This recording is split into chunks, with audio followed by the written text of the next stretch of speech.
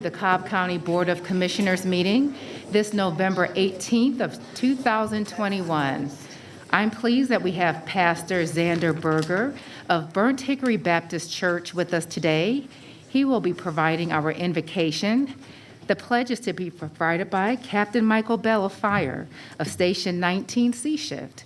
For those of you who are willing and able, please stand for our invocation and pledge.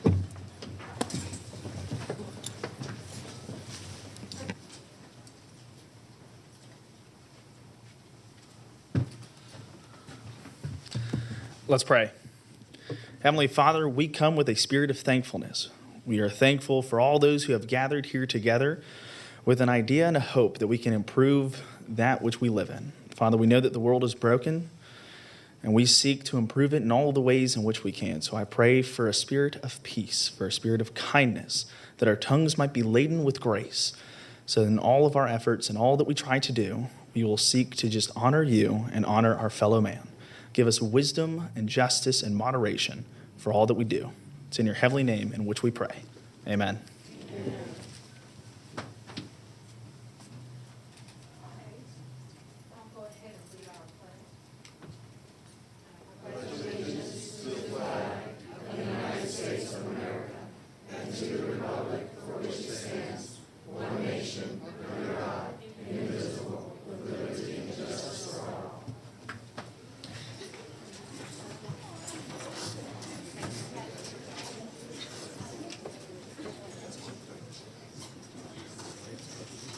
Our meeting is officially called to order.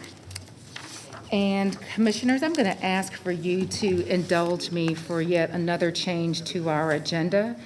Given that we have a number of athletes who are here for the Lassiter High School softball team, I'd like to ask that we move that to the front of the agenda. So I'll go ahead and make a motion for your support in that effort. Is there a second? Second. Any discussion? Call the question. The motion passes 5-0. Thank you, Commissioners. All right, Commissioner Brown.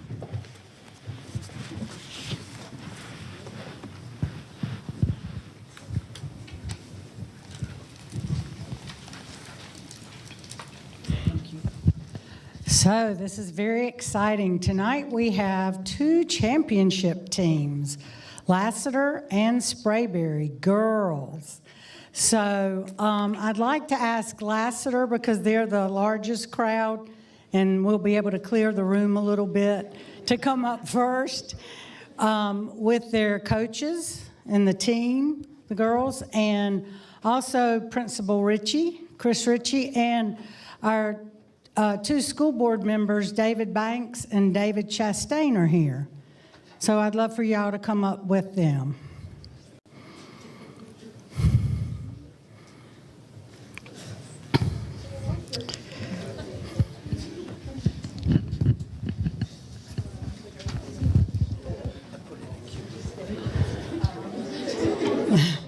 Okay, y'all have to line up in alphabetical order. I'm kidding. I'm kidding, girls. Oh, now you've done it. That was just a joke. Okay. Commissioner Burrow, that was just a joke, right? Yes. Okay. I was kidding. So tonight we have all these lovely young ladies who won back-to-back state championship for fast pitch softball.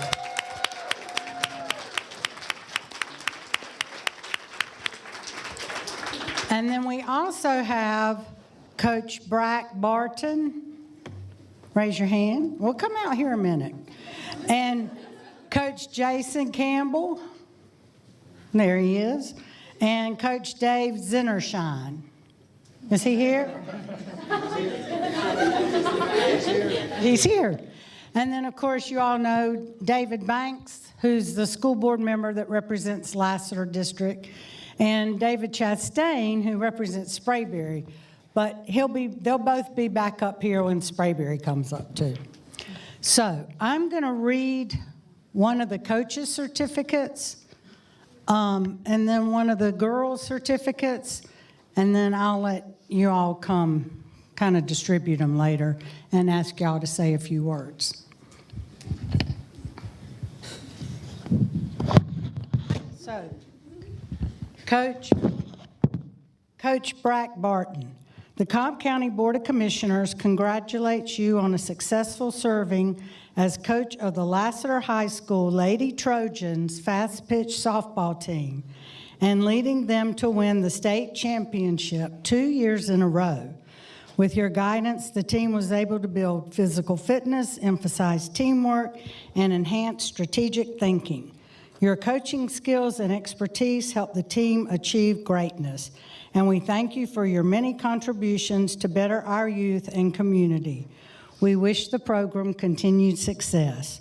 This is the 18th day of November, 2021. So this is for Coach.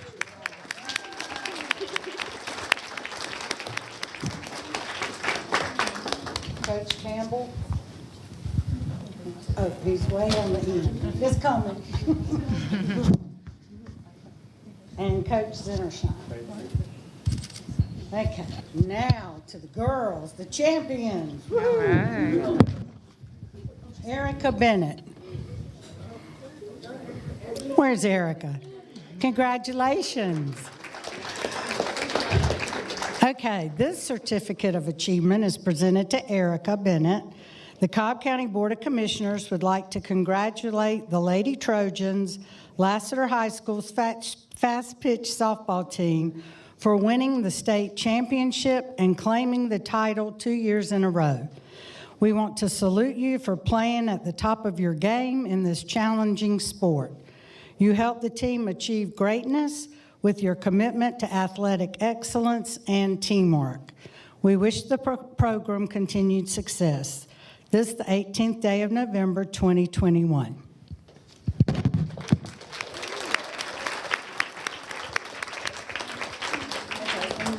Then, are you Amber? I'm not. Amber Blanco. Congratulations. Brown Conroy. Congratulations. Do you want to help hand some out? Chris, you want to help? I can help. Brooke Mayer. Thank you. Ryan Neeleman. Oh, she's not here. Okay, you give that to the coach. Ashley Posey. Maddie Ratchson. See, they weren't in alphabetical order. Josie Snyder. Congratulations. Brooke Sims. Congratulations. Grayson Tucker. Congratulations. Gracie Whalen. Congratulations. Katie Wyman. Congratulations. Coach, would you like to say a few words? Come on out front. I'd like to thank the Board of Commissioners for inviting us here tonight. I know last year that we didn't get this opportunity, and we're just grateful for this opportunity to come and be in front of you guys. Thank you. Thank you. And congratulations, and keep up the good work.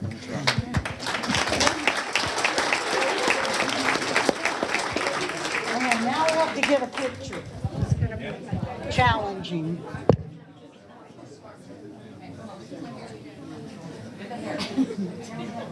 Who let the tall people in front? I got to see your face though. All right, here we go. Now you're looking good. I got y'all in it. 3, 2, 1, and that's it. Thank you. Thank you, Ross. Oh. I'll send One more. Yes, Yeah, congratulations. 3, 2, 1. Yeah, one more. Oh, you're welcome. Thank you. Congratulations. Thank you. Hi, Dave. Yeah, I know it, right? Hey, David. Thank you.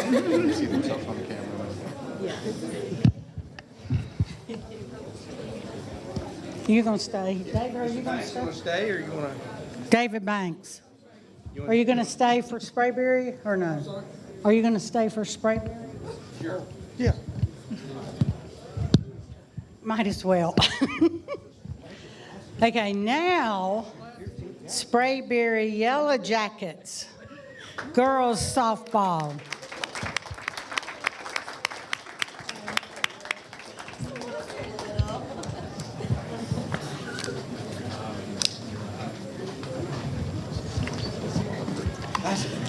So, this is the Sprayberry Metro Gold Fast Pitch Softball team. And they won the state championship for the first time in history. Yay! So we have Coach Stephen Bowen. Here he is. Hey. Stephen Lavin. Mike Morrissey, thanks, sorry, and George Stevenson. Okay, I'm going to do the same thing. This is for Coach Bowen. The Cobb County Board of Commissioners congratulates you on a successfully serving as coach of Sprayberry Gold Metro Fast Pitch Softball team and leading them to the championship. While under your guidance, the team won the championship for the first time in school history. We thank you for making a difference in your players' lives, elevating their skills, and improving our community through leadership. This is the 18th day of November 2021.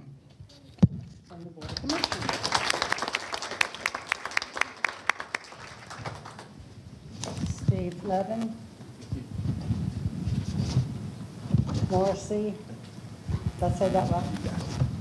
And Stevenson, Coach Stevenson. Thank you so much. Now to the girls. I don't want to embarrass anyone, but I'm picking out a specific name here because everybody that works for the county knows this young lady. Gracie Peterson.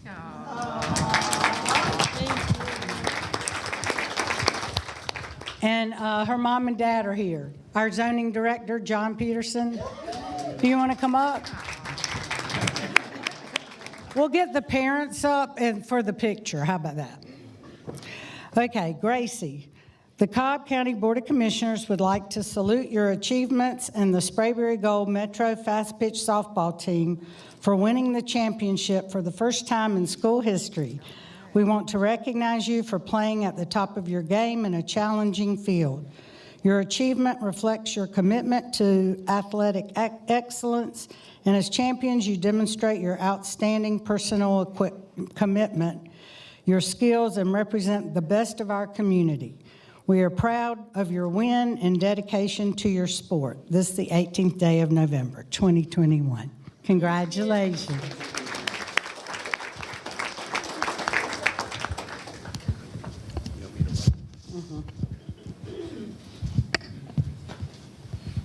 Okay, Macy Bowen. Congratulations.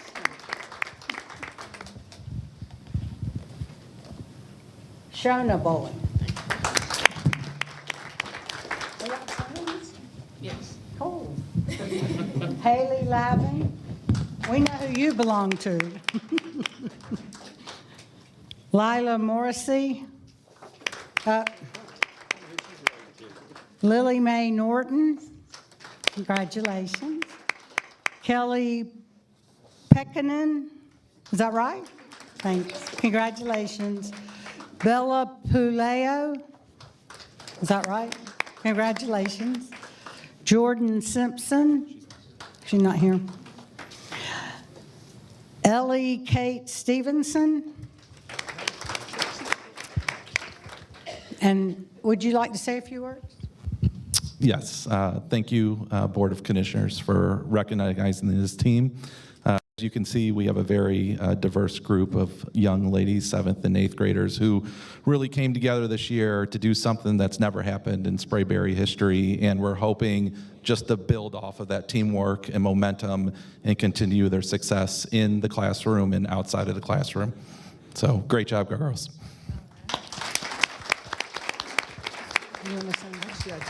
All right. Thank you, Commissioner Burrell. Young ladies, thank you for your hard work and for being exemplary in what it takes to make a team. And coaches, thank you. A friend of mine who's a coach and also is an agent for some professional athletes, we were having a conversation here some months ago, and the last year and a half has really hurt youth sports. And if ever there was a time when this country needed youth sports, it is now. You need to get back together as a team, have that interaction that has been lacking, and hopefully it'll be this way in the classrooms. But I want to thank you, gentlemen, for what you've done to help keep things going. Thank you, Commissioner Burrell. Congratulations, girls, and keep winning. Let's get a picture.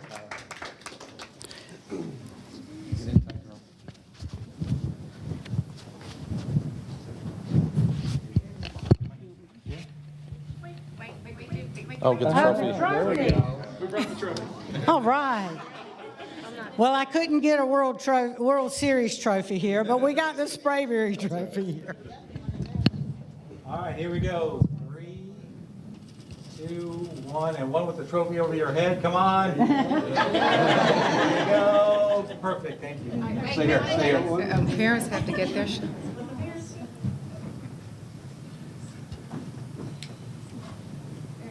All right. Congratulations. Thank you. Thank you. Appreciate it. Thank you. We will now turn to Commissioner Gambrill for the rest of our presentations this evening. Thank you. And if I could have Stephanie, Leslie, Hannah, Tiffany, and Glinda join me, please. Everybody will be glad to see Glinda.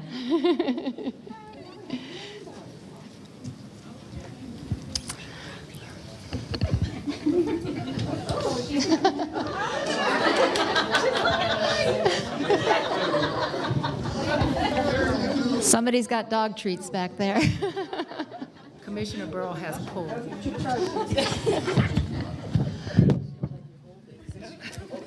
Well, it was a great honor to have the Still family host the third annual Gambrel's Great Pumpkin Day to benefit Safe Path.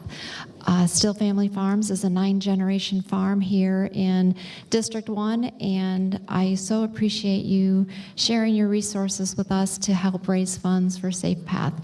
And as soon as I present the certificate, I'll have each of you introduce yourselves and a little bit about your farms. So on behalf of the Cobb County Board of Commissioners, I would like to issue you a certificate of appreciation presented to Still Family Farm.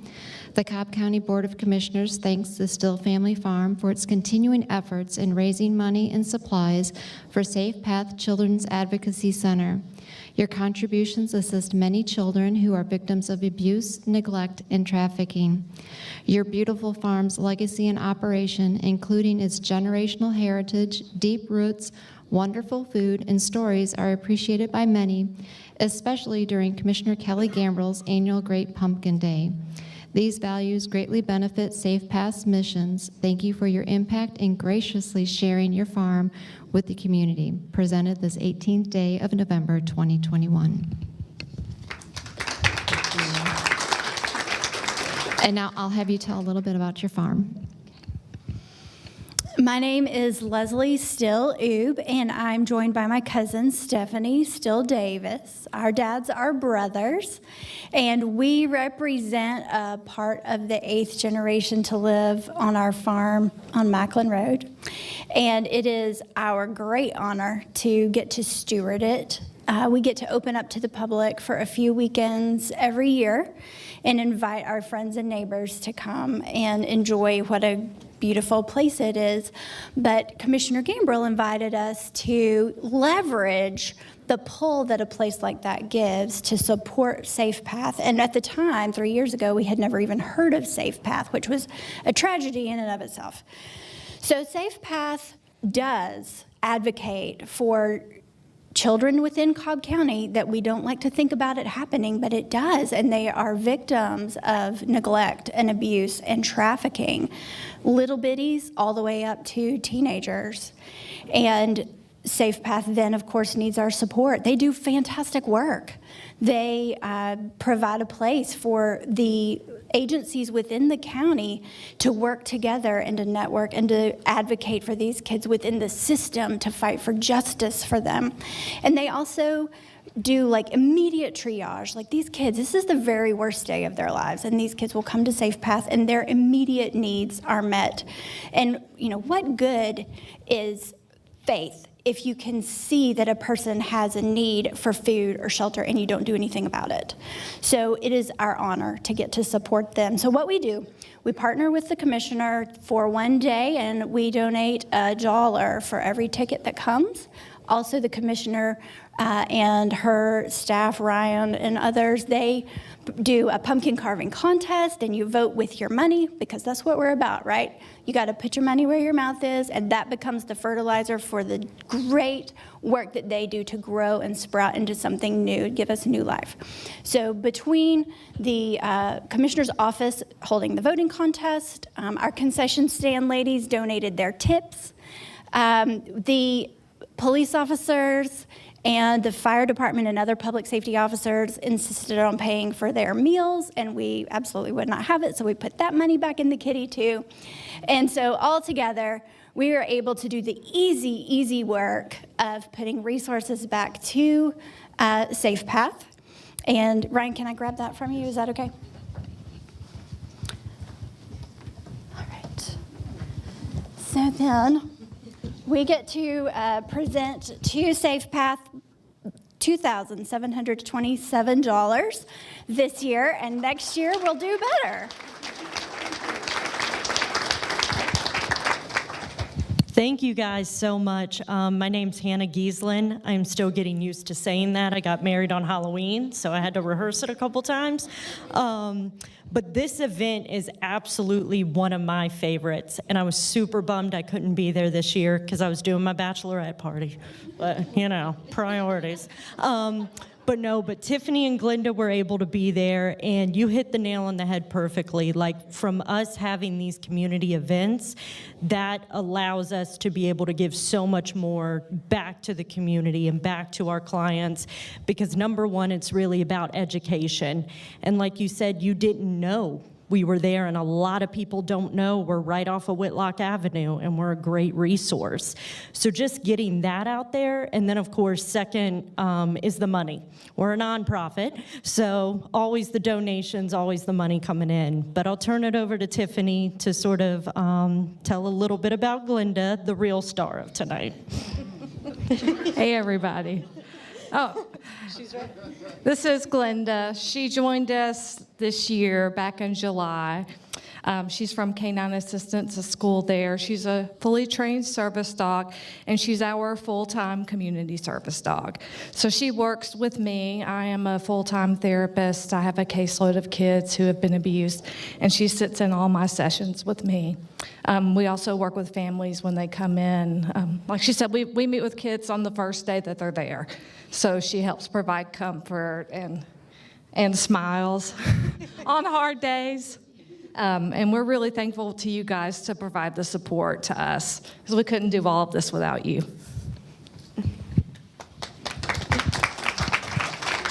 Thank you. And before we do the group picture, Ross, I would like to thank all the county departments that participated, from our police department, our sheriff, our fire department.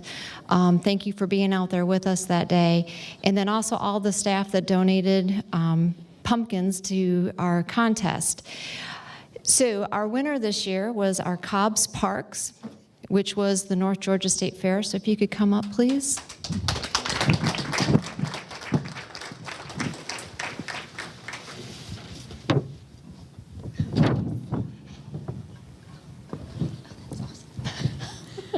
Good.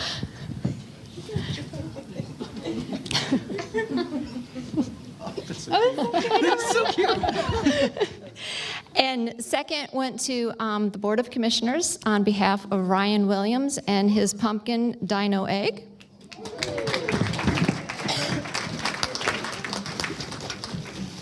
Come on, Ryan. Come on, Ryan. Come on, Well, actually, come on, Ryan. And then third place went to Community Development's Monster Inc. So if you could come up and join us, please.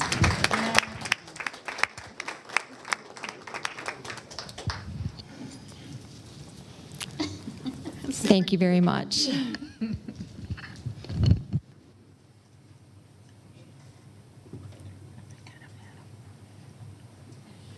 All right, picture time.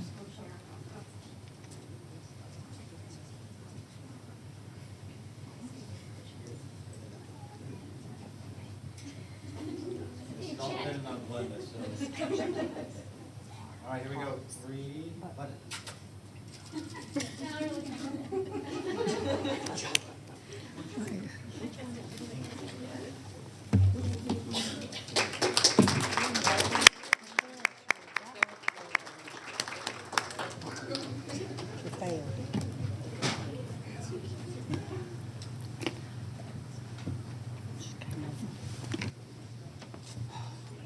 All right, our next presentation will be to provide a certificate of recognition to Vidya of North Cobb Regional Library, recognizing her as this year's Hubbard Scholarship winner. If you're here today, please join us up front.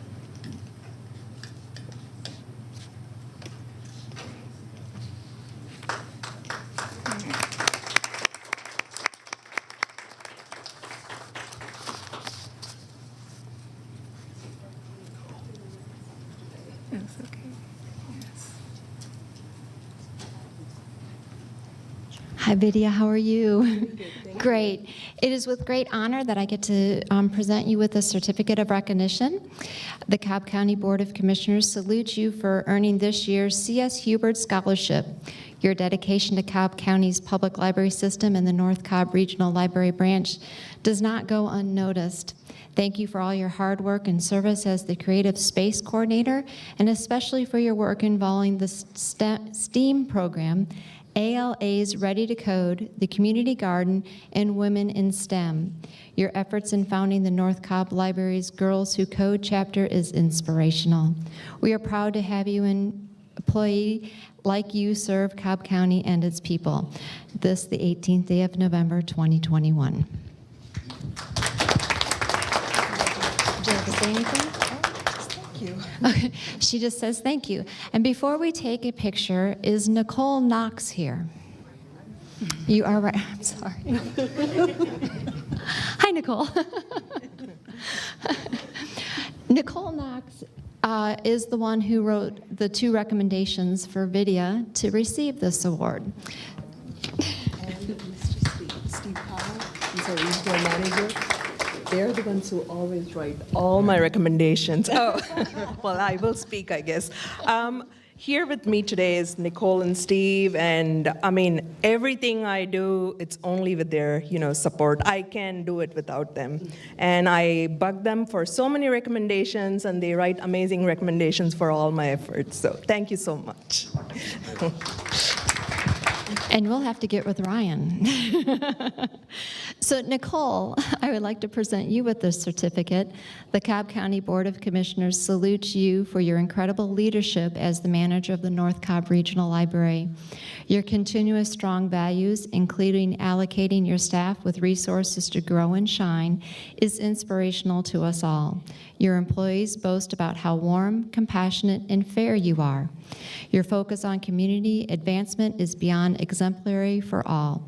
We see examples of this through the multitude of accomplishments and programs established by your branch. Thank you for your continued service and kindness. We are proud to have an employee like you serve Cobb County and its people. This is the 18th day of November 2021.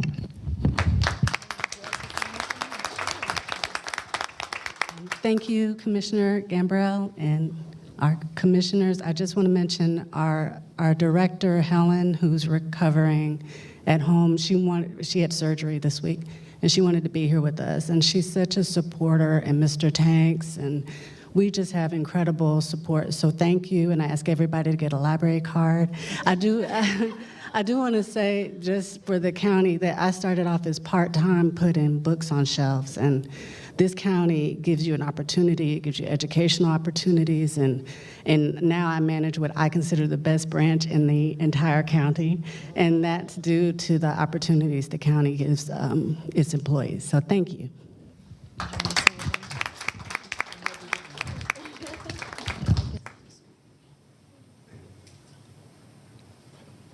Hold them right side up. Very good. All right, here we go. 3, 2, 1, next.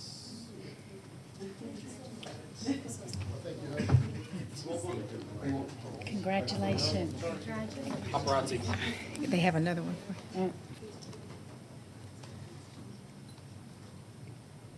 Thank you. All right, thank you. Thanks very much. You're welcome. Kelly, stay down She has another one? She's a roll tonight. Our final presentation for this evening will be to present a proclamation designating November as National Caregivers Month. For those of you here with this proclamation, please join Commissioner Gambrill up front.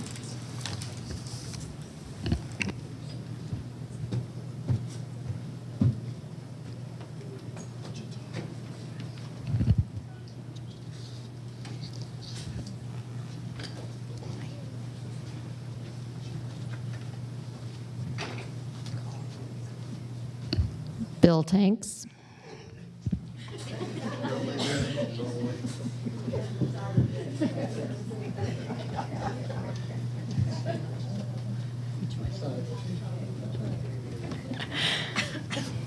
So it is with great pleasure that I give you this proclamation. I'm going to read an abbreviated version of it. Whereas every day, Cobb County caregivers work around the clock so that their loved ones who are children, elderly, disabled, or injured can live comfortable, safe, healthy lives. Whereas these caregivers are often doing double duty, taking care of others while working full or part-time, and advocating for their loved ones. While it can be a rewarding experience, it also has challenges such as stress, poor health, financial hardship, and burnout. During Family Caregiver Month, it is important to celebrate their many contributions, encourage communities and employers to support this work. So it is great privilege and honor to give you this proclamation this 18th day of November, 2021.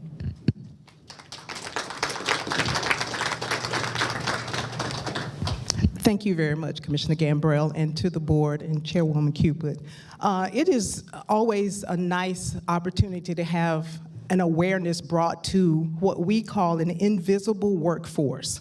And that is the name for caregivers, because it's something that most people don't see being done. But we really appreciate you sharing those points. And we have a couple of people with us that's going to share a couple of more points so that you know a little bit more about caregivers. We have Dawn Reed, who is the founder and president of Aloha to Aging. And then Sandy Panici, our deputy director, will share a little bit about a new program that we will be offering in Cobb County to acknowledge caregiving and to raise the awareness and education level of caregivers. Aloha and good evening. When I was asked to give a 1-minute presentation, I thought, well, it has to be visual. And as she just mentioned, most of the caregiving can be invisible. We know that there's stress, but what we don't realize is often the stress turns out to impact the entire family. So this blanket represents a family who were caring for an aging loved one, and this is what the dog did. They had to replace this blanket every 3 months because the dog's stress, that was part of the care recipient's stress and everybody else's stress, angst, anxiety in that household. The interesting thing is once that elderly lady was placed in a very supportive environment in a dementia unit, the dog never did anything like this again. So we have to realize it really does impact the entire household, as well as all those that are working, and remember that in our workforce, and our friends, and our family. Thank you. This evening, I would like to announce on behalf of Cobb Senior Services a program for resources, online resources for caregivers that's so desperately needed. This program is called True Alta, and it provides online education, and it's for free for Cobb County residents. We have placed flyers in the back with information on this. I'd like to end with a quote that I think really summarizes about what caregiving is and what it means and how important it is, and this is by Rosalind Carter. There are 4 kinds of people in the world: those who are currently caregivers, those who have been caregivers, those who will be caregivers, and those who will need caregivers. Thank you very much.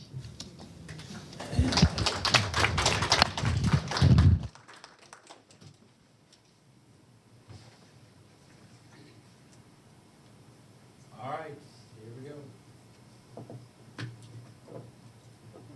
3, 2, 1. Thanks.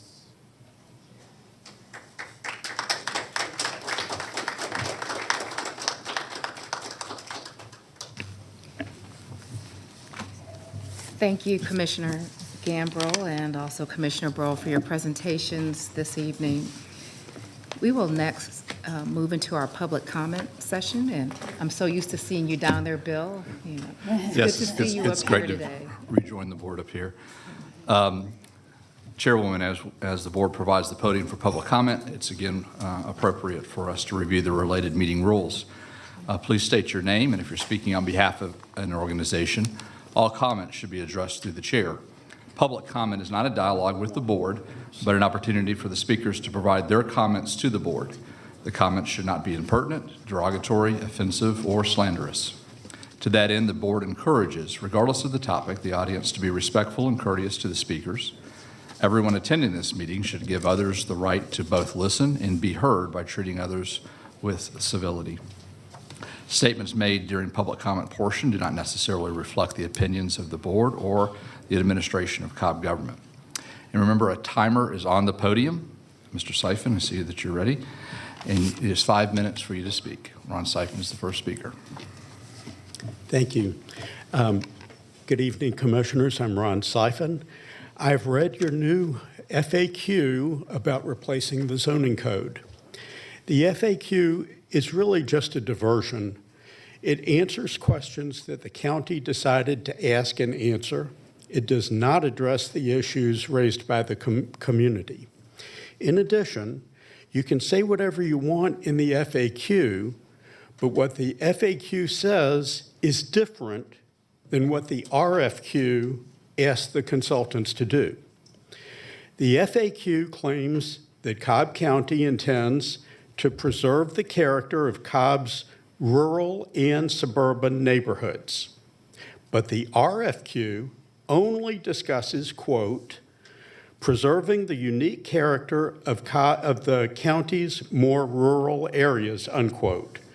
Ominously, the RFQ makes no mention of preserving the character of suburban areas. It's very convenient to add a claim of preserving the character of suburban areas to the FAQ, but it's meaningless as long as the RFQ makes no mention of preserving suburban areas. Cobb County has always discussed urban, suburban, and rural and differentiated between them. The land use plan discusses urban, suburban, and rural throughout the document. If Cobb County just simply forgot to mention preserving the character of existing suburban areas in the RFQ, that's a pretty big mistake. The RFQ also says that the new code should be written, quote, in accordance with current best practices in planning and zoning, unquote. Many urban planners dislike land use-based zoning codes that provide a foundation for suburban-style development. They prefer other kinds of zoning codes that are less supportive of suburban-style development and more supportive of urban-style development. To your urban planner consultant, who would be hired for this, this will be a clear instruction to move away from the land use-based planning and zoning code that we currently have. So please don't be surprised when suburbanites read this and think you're attacking their neighborhood. The vast majority of Cobb suburban neighborhoods are characterized as low-density, owner-occupied, single-family residential neighborhoods. Are you going to change the allowable uses to allow backyard garages, auxiliary buildings, and basements to be converted into rental units?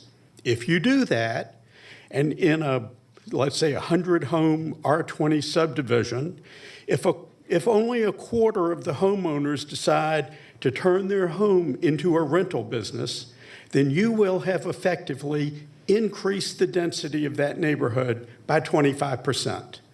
There will then be 125 housing units in that neighborhood instead of 100, and you just obliterated the owner-occupied character of that neighborhood. If it's not your intention to do any of the things that I've discussed, then you, not me, have made huge mistakes in the RFQ. It does no good to put out an alleged RFQ that claims that you intend to preserve the character of suburban areas if the RFQ continues to not include those instructions. So I'm going to propose a solution. While you have not convinced me that we need to do a UDO, if y'all are adamant about doing this, I'm going to propose a fix for the RFQ. There are several things that I think could be improved, but if you'll just make 2 changes to the RFQ, consistent with what you are claiming your intention to be of you want to preserve the character of suburban areas, it should diffuse the biggest concerns about the UDO. And I'm going to ask that you all receive copies of the revised language for the RFQ that I'm suggesting, and I thank you. And if any of you have any questions or want to discuss this, happy to discuss it. Thank you. The next public speaker is Hugh Norris.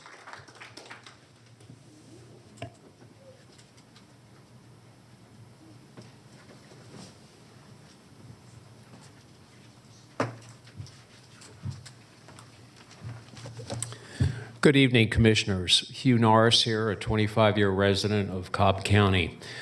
This is not my first visit here to the meeting. I'm trying to be more responsible and aware as a citizen of Cobb County. Frequently at these meetings, you have people from the health department presenting information about the COVID pandemic that we've experienced now for the last several years. Frankly, I'm very disturbed with what is presented to the citizens of Cobb or to this board for the errors in what's presented and for the omissions in what is not presented. I have a couple slides I want to show you regarding the damage caused by the actual COVID so-called vaccine. There is a government report called VAERS. It stands for Vaccine Adverse Event Reports. This report is a government report. It has been in place for 30+ years. There is an analysis that's readily available, and we're looking at the screen right now. This is a current report. It's less than 2 weeks old. You can see that, these are people that took the vaccine, quote unquote. As of this report, 18,461 people have died. Now, the next page, please. Other aspects of the report, you can see that there are heart attacks. People are permanently disabled, 29,000, et cetera, et cetera. We've all heard on the media about the heart conditions, the young athletes. I saw a report where 75 young, healthy athletes just died. They're keeling over on the sports field and everything else. Okay. This report, by the way, has been analyzed by Harvard University. And Harvard says this report is way understated, and there are reasons for it. But Harvard is saying that only 1 to 10% of the actual instances, deaths and disabilities, are being reported. So if this report says there are 18,000 plus people that died, well, heck, maybe it's 184,000. Or maybe it's 1.8 million. This is per Harvard University in analyzing this government report. Next page, please. This graph is very telling. Each data point is 1 year. It goes back to 1990 and it ends in 2021. This is just deaths from taking the shot. It's not deaths from COVID, it's deaths from taking the vaccine. You go from 1990 all the way across, and it's very constant. It's a very minimal number. And then all of a sudden, here we have this COVID vaccine. It's going through the roof. As the report said, there are 18,000, and it's way understated. Next page, please. This page is by day, and it's the people that died and how many days out from actually receiving the vaccine. And it runs 28 days and it stops there. But you can see the large majority of the deaths occur in days 1 and 2. Remember that. Next page, please. As far, I'm a senior citizen, I guess it's called, and I'm on the Medicare system. There is a separate data tracking system for Medicare. It's the CMS. I forget what it stands for. But an analysis was done of the CMS system, and I'm going to read the page right here that we're looking at says 50,000 Medicare patients died soon after getting the vaccine. Well, here's the story, the backstory. A whistleblower has provided government data documenting 48,465 deaths within 14 days of COVID vaccination among Medicare patients alone, according to attorney Thomas Renz. This is raw data. There's no analysis. These death numbers are from less than 20% of the entire U.S. population. Do you want to know why the 14 days is so important? Because if you die within 14 days, you're not considered vaccinated. So again, if you think back to that earlier slide that I showed you all, where you had the big... Mr. Norris, I'm sorry, your time's up. The next public speaker is Pamela Reardon.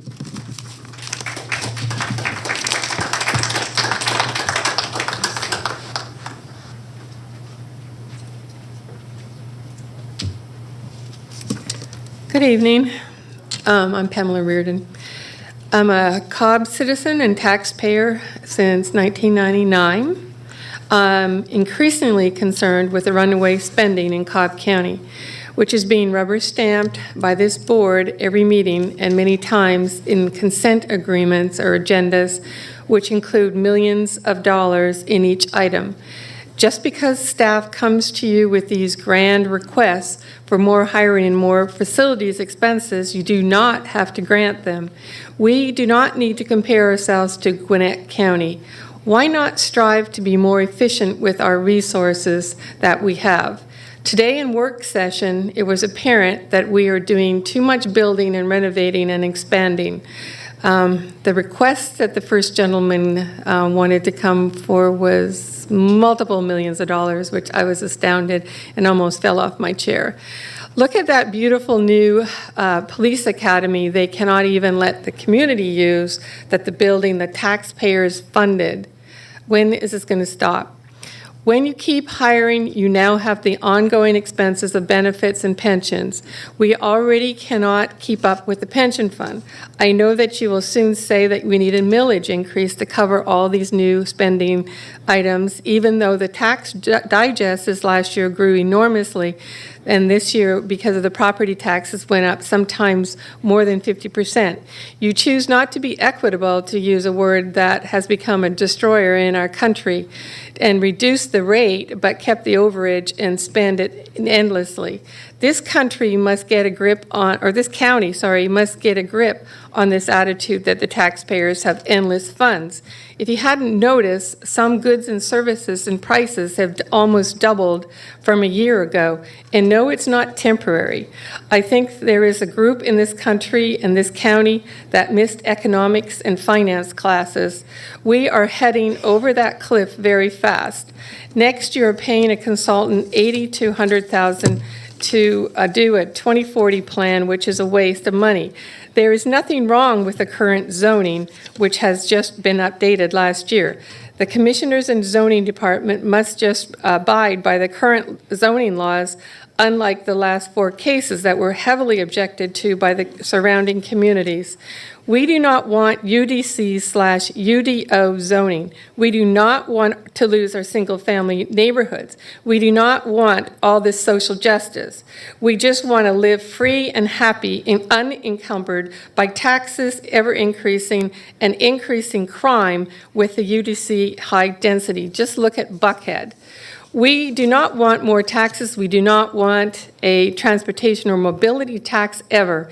If you hadn't noticed, inflation is a huge tax increase, and the citizens cannot afford more taxes on the groceries and the gas that they buy. We do not want heavy rail from Bankhead or anywhere in ATL to Cobb. This is the most ridiculous given the prohibitive price of $10,000 an inch. This is just MARTA wanting money from Cobb County citizens because the system is lost. It loses money every day. Say no to this, and if you manage your funds better, you can get the roads fixed and rearrange the failing bus routes and put the routes where they should be and where they are needed. And no, we do not need more consultants. Option 2 is the Atlanta Region Transit Link Authority, which would take control of a 30-year tax from Cobb County residents if you go for the 1%. Per HB 930, the planning is defined and oversees the transit plan for our 13 county regions. That's one of us. We're one of 13. Promote, collaborate, and between the current and the future transit partners. Partner with regional stakeholders, us, to think long-term about mobility. Funding, prioritize transit projects to maximize available funding for the region. Work with county governments who choose to expand T-SPLOST options. Recommend to state leaders aboard transit projects for bond funding. This is all in Bill 930. This is the ATL. Recommend to state, or I said that, sorry. The projects proposed under this, on HB 170, which is option 1, which is up to a 5-year tax, can be projects as trails, trail extensions, sidewalks, buses. The cost is absorbed by the 1% we already pay. And the Ms. Reardon, I'm sorry, your time's up. Survey is a joke, by the way. The next fellow speaker is Hill Wright.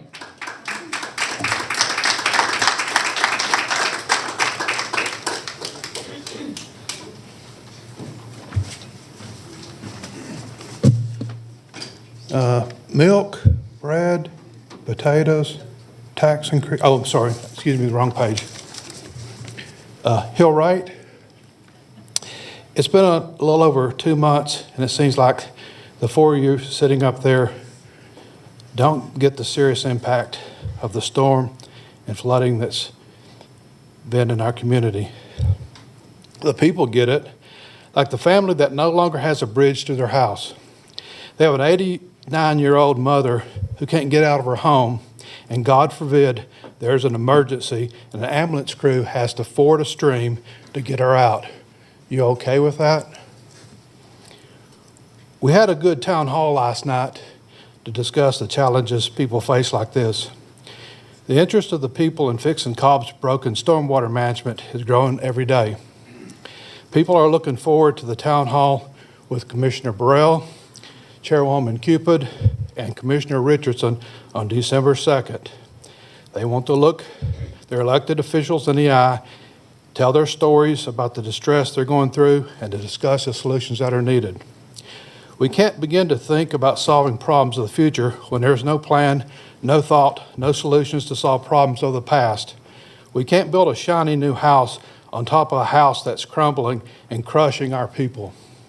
For if we do, we'll have nothing good for the future of Cobb. I have to ask you sitting up there, do you expect Cobb citizens to prove themselves innocent?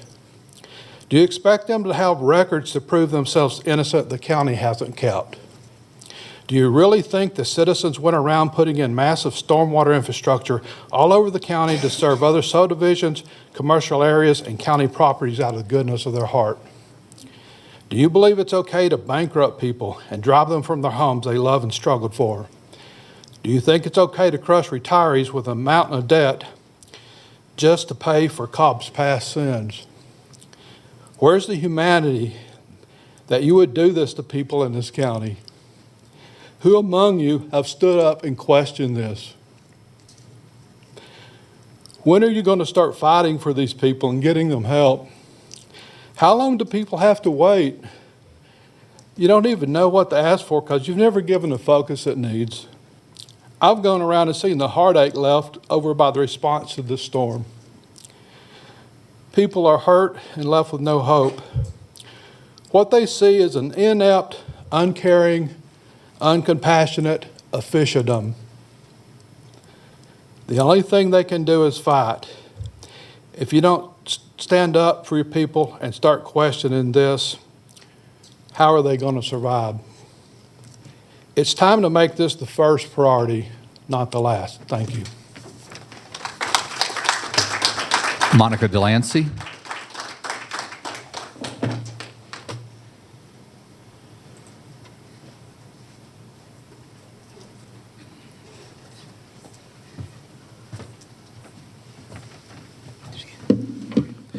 Good evening, Monica Delancey. First, I would just like to continue to address about making sure that we have rental assistance. We're so appreciative that it's coming, and we do know that it is short-term because we want to remind you that prior to the pandemic, Cobb County Magistrate Court was wall-to-wall with evictions. And so we're thankful that, you know, it's unfortunate that rental assistance had to come because of a pandemic. And what we're finding out as I'm having discussions with different nonprofit agencies, that there were hardships that could not be addressed with COVID. So now they're appreciative of the non-COVID hardship assistance that's coming. So I would appreciate the opportunity to find out when there will be a housing task force put in place so that we can have these intentional discussions, and so therefore we can continue to stabilize our communities, our families. All right. I do want to remind you that November is National Parent Involvement Month and also National Family Engagement Month. Today is National Parent Involvement Day, which is November 18th. But we've been able to have some awesome activities in the Riverside community. Just this past week, we did a ribbon cutting of the Little Free Library at Kingsley Village Apartments. We're so thankful that Cobb Collaborative chose and asked us to put the library over at Kingsley Village Apartments. It was one of their 21 Little Free Libraries for the year 2021. And so our library was number 17. We had some great participation from the community. Major Fisher from Precinct 2, Captain Noblock. We also had the Community Affairs Officer, Michael Hill. We had Cobb County School District, Dr. Webb. Of course, a principal from Riverside Elementary School, Cynthia Winter. We also had the social worker come out, Heather Anderson, School Board Representative Trey Hutchins. And then we also had the school psychologist, Ms. Carler, came out as well. Then we also had the Cobb County Sheriff Community Engagement Team, Mr. Robert and Officer Scopio. I hope I'm saying it right. And then we had Ms. Geneva from Sting Inc. that came out as well to And we had Young Miss Funnel Cake, so I think that's what brought everybody out. Young Miss Funnel Cake came out and gave all the resident kids some treats after we opened up the library. And then next week, school is going to be out, and we will host a mini activity camp over at Kingsley Village Apartments.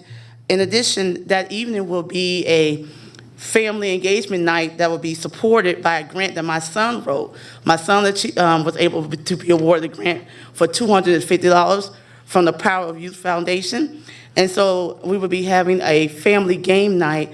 Well, not really night because it'll be at 4 o'clock, but family game activity with the children and the parents on Tuesday.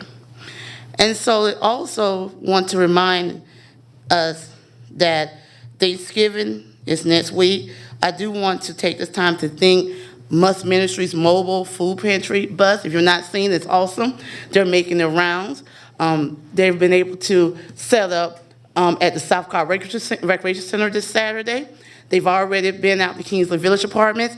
They've been out to Village of Six Flags. And I'm recognizing those locations because those locations are in what we call a food desert area. So for the mobile food pantry bus to come out and deliver fresh fruits and vegetables, and not only turkeys for Thanksgiving, but also meat, that's another thing we have to put on our agenda to address the food desert for the Riverside community. And also some other Thanksgiving blessings. Word of Faith will be delivering their food boxes this Saturday in partnership with Family Restoration Church. But you have to pick up your ticket from Word of Faith. So those who are listening, there's still time to get tickets.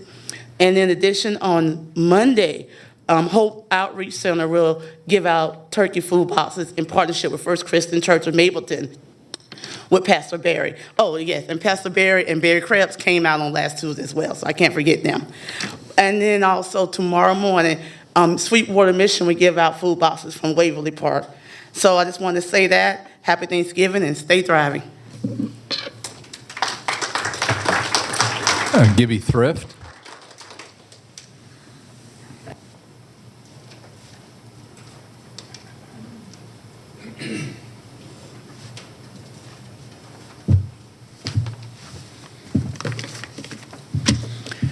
Good evening, Commissioners. My name is Gibby Thrift. I've been a Cobb County resident since 1975. My concerns are the consent agendas that nobody ever seems to want to discuss what the cost of those items are. They're on the agenda, and everybody's supposed to just be happy that they were brought up and never discuss the price of or the cost of those items. So I truly hope that y'all will consider discussing these expenses with the people that are responsible for paying for them.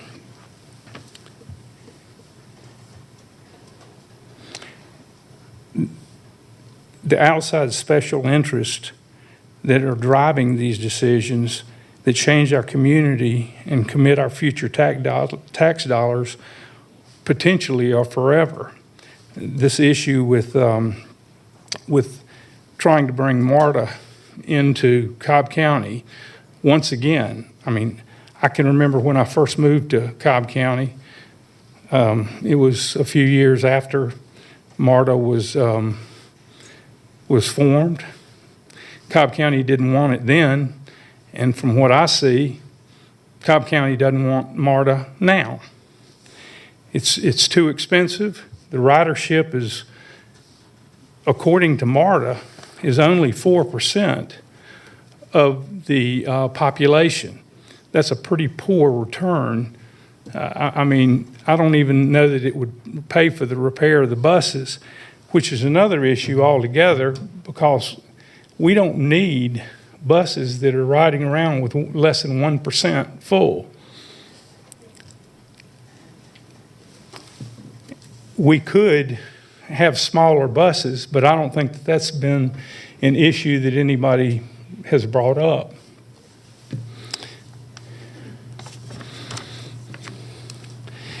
The consent agenda 9, which is the nutrition services to Cobb County for older adults directed from the ARC, it mentions allocating more resources. Where are these resources? How much do they cost? Who pays for them?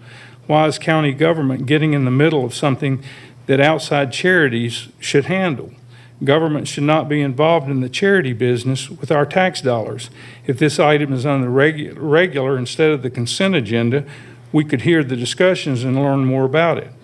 Perhaps that's why the Board of Commissioners chooses to hide the consent.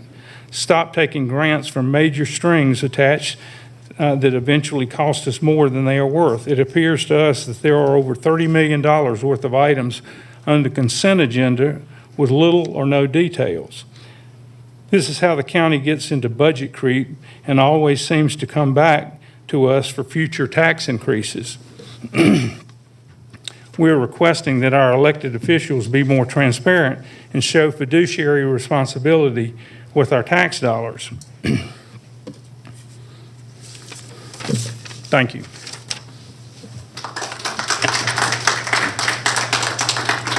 Chairwoman, that was the last public speaker of the first part of the public speaking. Thank you, Bill. We will now move into our consent agenda. In response to some inquiry and comments made with respect to our agenda, we have provided some language to help clarify how items are put on our consent agenda. And this has been part of the Cobb County's rules of procedure for at least over 10 years.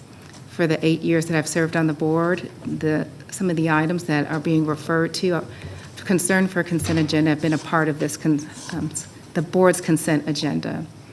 The consent agenda consists of routine, procedural, or informational items that come regularly before the board. These items are published in the agenda in advance of each meeting, and any item can be pulled off consent agenda for discussion by a vote of the board. In fact, there is one particular item that will be pulled off of consent for which we have received multiple inquiry of, is consent agenda item number 8. It's a DOT item.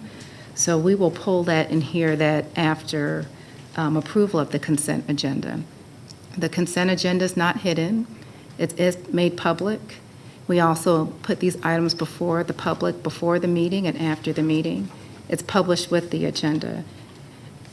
What the consent agenda does is allow us to vote on items in bank that are part of the routine nature of this county.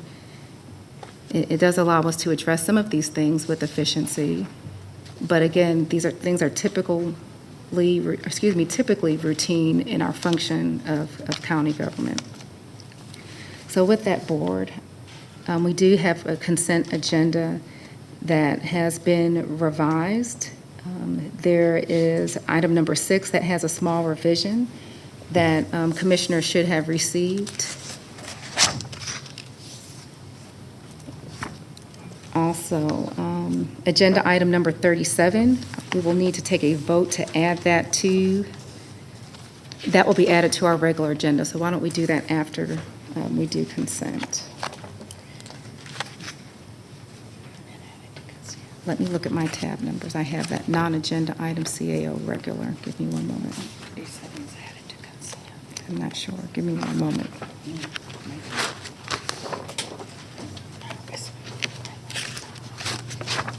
No, I don't believe, yes, okay.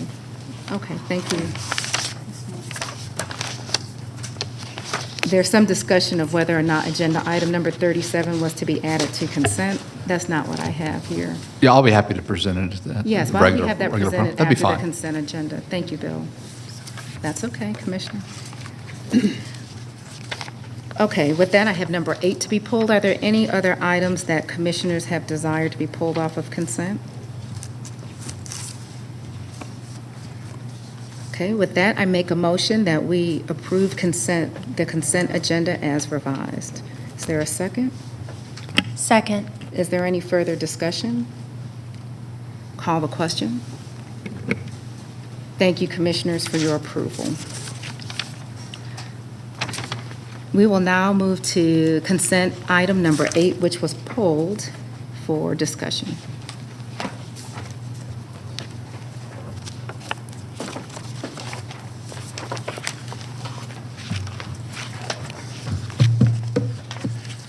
Good evening, Chairwoman, Commissioners, Deputy County Manager. My name is Drew Ressler, Cobb DOT. Appreciate the opportunity to speak to this item. So for a little bit of context, Cobb DOT's Transit Division manages the Cobb Link system, which includes, among other services, 9 local fixed routes throughout the county 7 days a week. To operate this service, Cobb Link utilizes 70 buses in the local fleet to serve approximately 2 million passenger trips annually.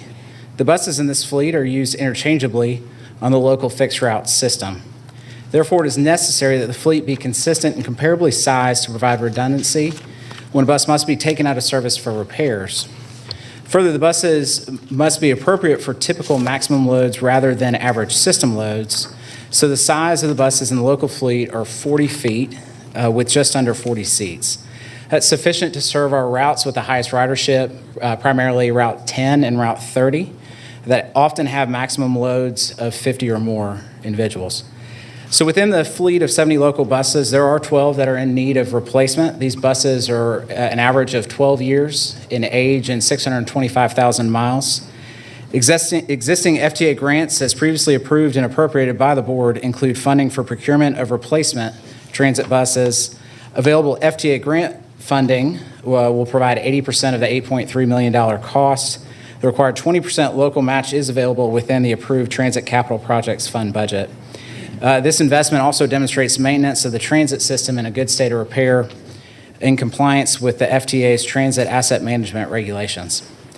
So with that, the department recommends the Board of Commissioners authorize procurement of 12 local fixed route transit buses for Cobb Link in an amount not to exceed $8,329,656, utilizing Unified Government of Athens-Clarke County Heavy-Duty Transit Bus Consortium contract with Gillig LLC, authorize the corresponding budget transactions, and further authorize the purchasing director to sign the necessary documents.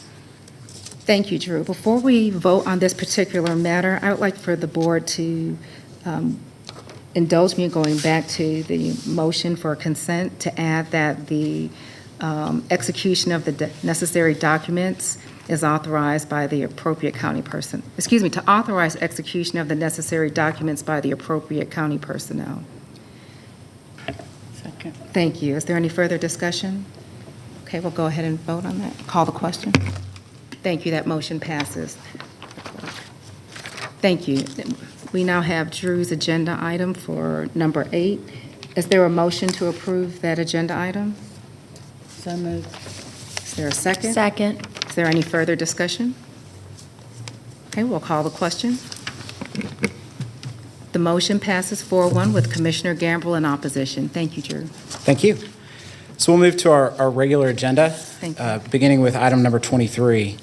So the department recommends the Board of Commissioners approve project number X2314 task order number 1 to the 2020 master task order contract with Wood Environment and Infrastructure Solutions Incorporated in an amount not to exceed $59,960 for preliminary engineering design of intersection improvements on Shiloh Road at Royal Drive, Apartment Drive.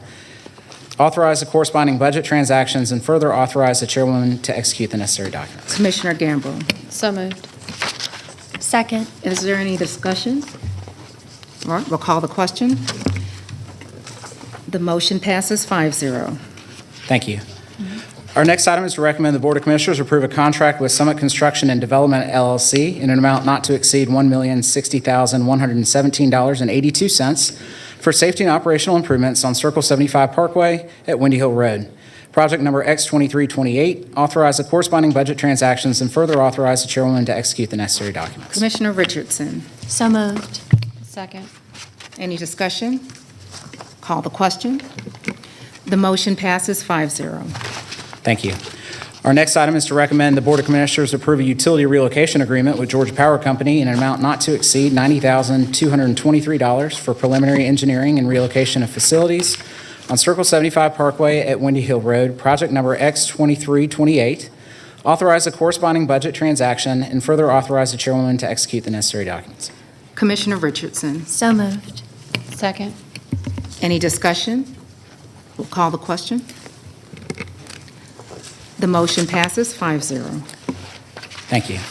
Our next item is to recommend the Board of Commissioners approve Amendment Number 1 to the Cobb Framework Agreement with the City of Kennesaw for roadway improvements on MacDobbs Road, project number X2606, and authorize the chairwoman to execute the necessary documents. Commissioner Gambrell. So moved. Second. Any discussion? We'll call the question. The motion passes 5-0. Thank you. Our next item is to recommend the Board of Commissioners approve change order number 1 final to the consultant services agreement with Kimley Horner and Associates Incorporated, a savings to the project in the amount of $95,490.84. Project number X2305, authorize the corresponding budget transactions and further authorize the chairwoman to execute the necessary documents. Commissioner Gambrell. So moved. Second. Any discussion? Call the question. The motion passes 5-0. And within that same project, the department recommends the Board of Commissioners approve a consultant services agreement with Kimley Horner and Associates Incorporated in an amount not to exceed $991,129.45 for engineering design of Dallas Highway at Lost Mountain Road, Mars Hill Road, authorize the corresponding budget transactions, and further authorize the chairwoman to execute the necessary documents. Commissioner Gambrell. So moved. Second. Any discussion? Call the question. The motion passes 5-0. Our next item is relative to the program management of our SPOS programs, and the department recommends the Board of Commissioners approve a program management agreement with Atkins North America Incorporated for program management services for the 2022 SPOS Transportation Improvements Program and for continuation of the 2005, 11, and 16 SPOS Transportation Improvements Programs to include limited general engineering services, individual major infrastructure projects, transit programs, and airport programs. Approve work authorization number 1 in an amount not to exceed $23,383,412.60 for the period of January 1st, 2022 through December 31st, 2023, and authorize the chairwoman to execute the necessary documents. So moved as presented. Second. Any discussion? We'll call the question. The vote passes 5-0. Thank you. Our next item is to recommend the Board of Commissioners approve the recommended ranking of the 3 most qualified firms to perform scoping study services for Noonday Creek Trail Extension, Cobb County project number X2544, and authorize negotiations for final scope of services and fees, beginning with the top-ranked firm, Gresham Smith and Partners, utilizing selection process number 1, competitive negotiations. Commissioner Burrow. Motion to approve. Second. Any discussion? Call the question. The motion passes 5-0. Thank you. Our next item is to recommend the Board of Commissioners adopt a resolution in support of the Town Center Community Improvement District submission of a Transportation Improvement Program grant application to the Atlanta Regional Commission for Big Shaney widening and authorize the chairwoman to execute the necessary documents. Commissioner Burrow. Motion to approve. Second. Any discussion? Call the question. The motion passes 5-0. Thank you. Our next item is to recommend the Board of Commissioners adopt a resolution in support of the Cumberland Community Improvement District submission of Transportation Improvement Program grant applications to the Atlanta Regional Commission for Paces Mill Palisades Unit Rehabilitation, Cumberland Core Loop segments D and E, and Cobb Parkway US 41 pedestrian bridge north, and authorize the chairman to execute the necessary documents. Commissioner Richardson. So moved. Second. Any discussion? Call the question. The vote passes 5-0. Thank you. In our final item tonight, the department recommends the Board of Commissioners adopt a resolution in support of the City of Smyrna's submission of a Transportation Improvement Program grant application to the Atlanta Regional Commission for SR 280 South Cobb Drive, Windy Hill Road to Concord Road improvements, and authorize the chairwoman to execute the necessary documents. Commissioner Sheffield. So moved. Second. Any discussion? I'll call the question. The motion passes 5-0. Thank you. Thank you, Drew. We will now go back to the County Manager's tab. Good evening, Chairwoman and Commissioners. Good evening. Annually, the Board of Commissioners hosts a local delegation breakfast with our Cobb delegation. It allows us to sit with them, discuss issues that are important to us as a county government, and also allows them an opportunity to give us updates on what may be going on at the Capitol this coming year. Annually, we try to produce a legislative brief that we will present to our local delegation, and I have that for you here tonight for us to run through and discuss, at which time the board can either add to, delete, or approve. We have three distinct categories on our legislative brief, the first being the principles that Cobb County endorses as far as supporting transparency, supporting legislation that improves the lives of our residents, equal access to government services. We support legislation that promotes diversity, equity, and inclusion, and we oppose legislation that require us to fund programs without state funding. The second area are major policy areas that we would like our delegation to focus on, which is transportation and transit, housing, support access to healthy, safe, quality housing for all citizens, public health, workforce development, and then public safety in supporting policies that provide safe communities and safety for our public safety personnel. And then the final area are some specific areas which we would like for our local delegation to look into. First would be to include the Board of Commissioners in matters involving redistricting and cityhood proposals, to update SPLOST eligible expenditures to include cloud-based software so that we may purchase cloud-based software. The opposition to House Bill 449, which was presented last year, which would require our Cobb DOT to join the 811 system when we have our own Locate Before You Dig program here in Cobb. Proffer any assistance possible to secure state funding to mitigate flood damage from recent flooding here in Cobb, and then also proffer any assistance possible to secure state grant funding for the Cobb Veterans Memorial to be located at Fairground and the South Loop. So, Chairwoman, Commissioners, here's what we have for this year. I'd love to hear your comments. Thank you, Jimmy. I want to thank the board for their participation in this process. Jimmy, for you communicating with board members to ensure that their interests were reflected in this document. I also appreciate Commissioner Gambrell's suggestion yesterday, which I believe had full support of all of the members of our board. With that, I make a motion that we approve the legislative brief. Is there a second for discussion? As I know there's some that do, I do have a desire to add something. I'll share that in discussion. Yeah. Second. Okay. Discussion. Yes, please.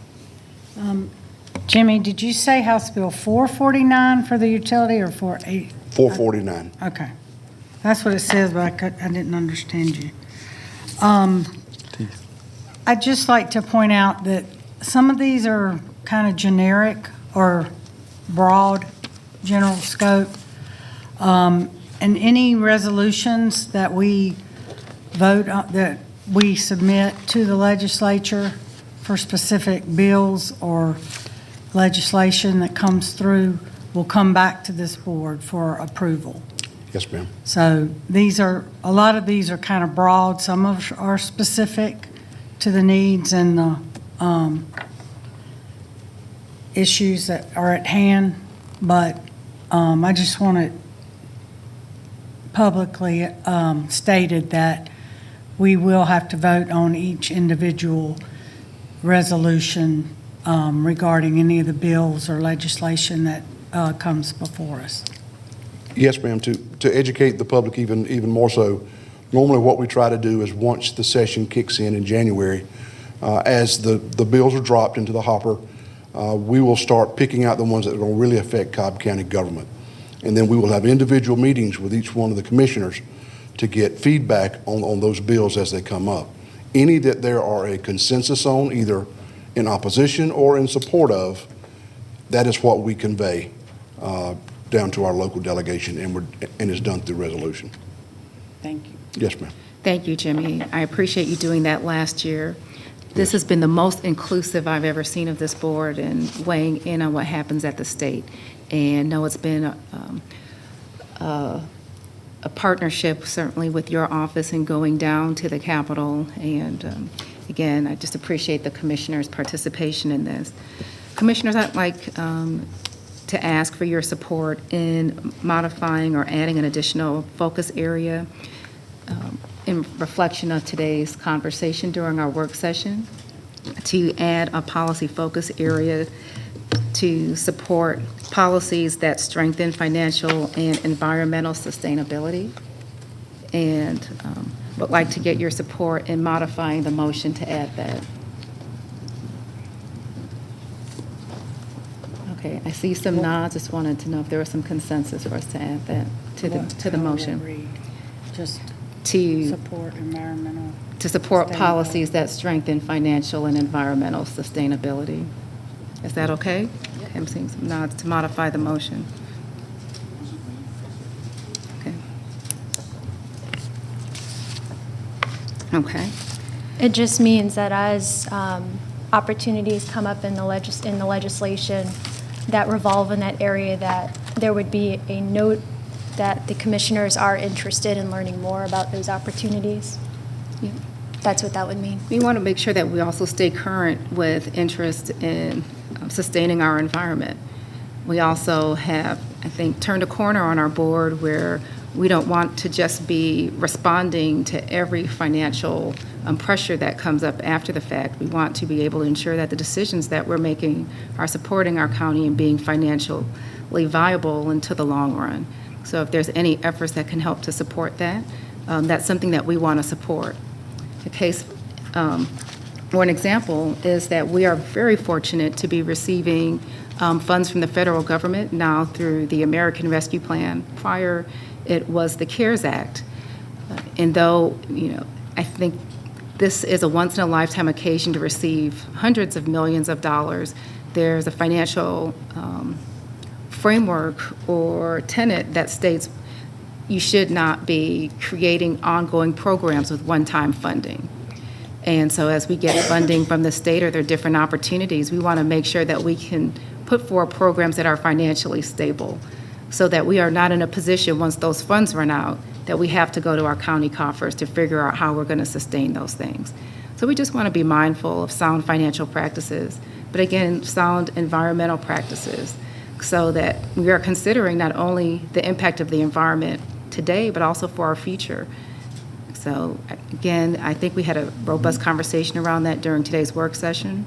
I'm greatly appreciative of our fleet management's efforts and our property management efforts to make sure that the way we build is sound, but when we service vehicles and purchase vehicles, that they're going to last us into the future as well.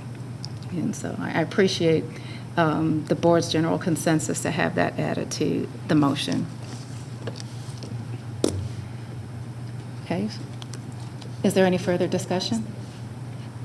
I'm having that added to the motion. Bill, do I need to revise the motion, or can that anecdotally be added? Well, you can go through a formal vote. Yeah, I think if you made the motion, you have a second, and then a vote to have that added on, that'd be fine. Okay, so I move that we add that language to this legislative agenda. Is there a second? Second. Any further discussion? I would just like it noted that on the Cobb principles, the fourth support bullet, I do not support that bullet.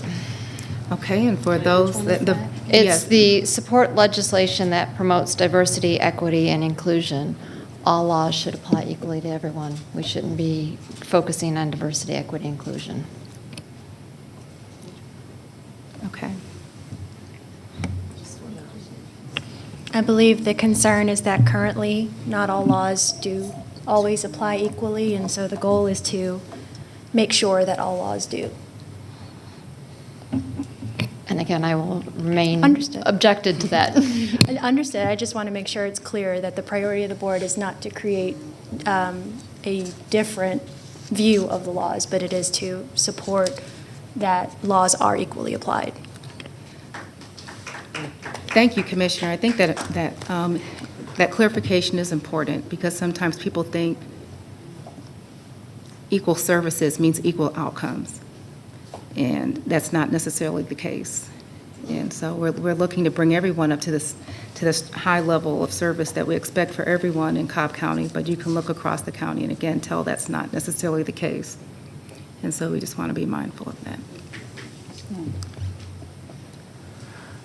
Chairwoman, There's a difference between services and laws, though, so again, that's where I will remain with my objection. Two different things. Thank you. Is there any additional, I'm sorry, see our county attorney. well, no, I'm just, we have the vote for the revision first, and then the, yeah. Thank you, Bill, for keeping us on task. Okay.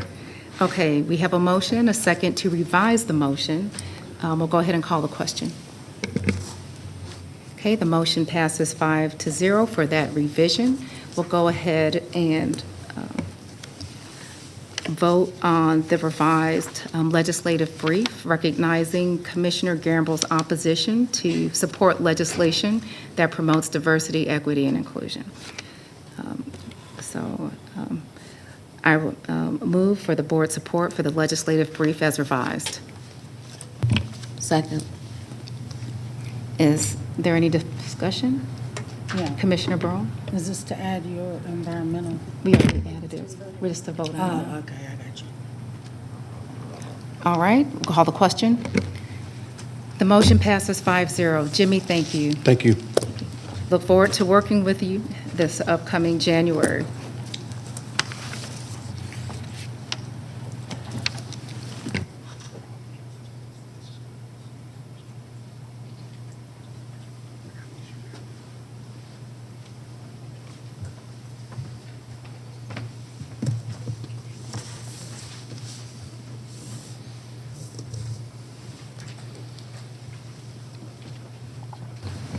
Mr. Michael. Good evening, Chairwoman, Commissioners, Deputy County Manager.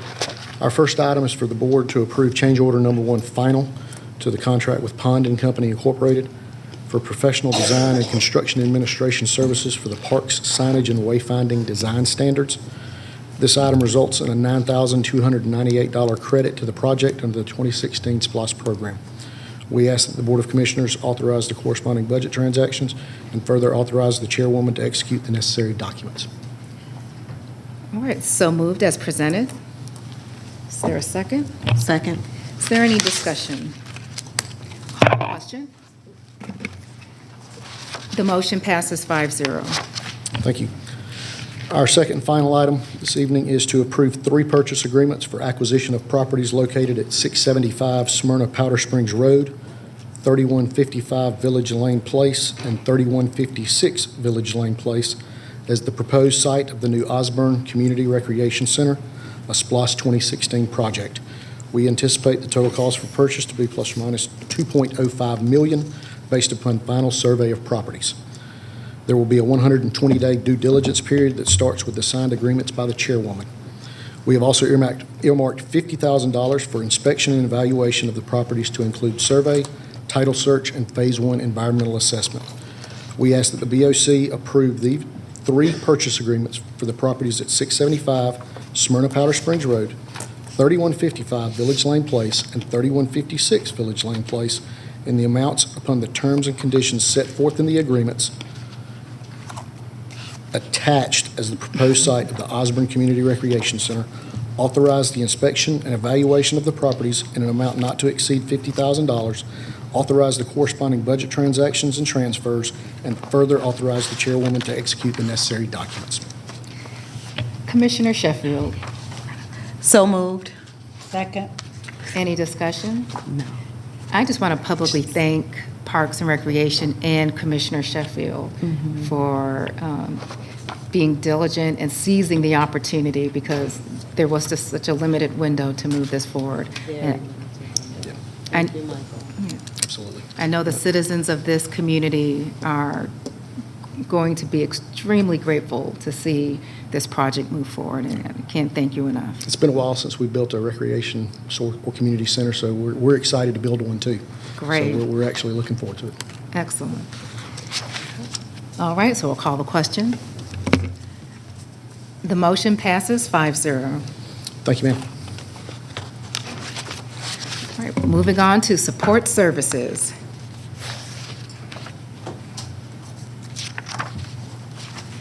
All right, good evening, Chairwoman. Good evening. Commissioners, Deputy County Manager. We've been hanging out together today, Scott. That's what it seems like, a long day.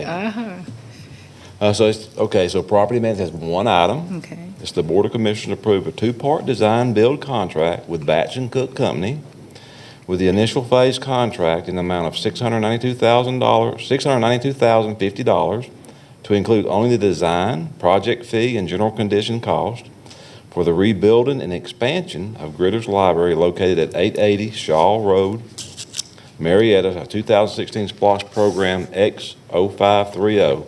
Authorize a correspondent budget transaction and further authorize the chairwoman to execute the necessary documents. Commissioner Burrow. Motion to approve. Second. Any discussion? All right, we'll call the question. The motion passes 5-0. Thank you, Scott. Very good, thank you. And congratulations, Commissioner Burrow. Yes. Seeing some good projects move along. All right, Bill. Yes, Chairwoman, we have an add-on item, which is item number 37, and it is to adopt a resolution authorizing Cobb County to settle the opioid litigation regarding certain defendants. In 2018, the board tasked the Cobb County Attorney's Office to engage in the national opioid litigation. We did so with outside counsel. That national litigation has been ongoing for quite a while. Currently, there's negotiations to settle claims against several of the opioid defendants regarding the distributors.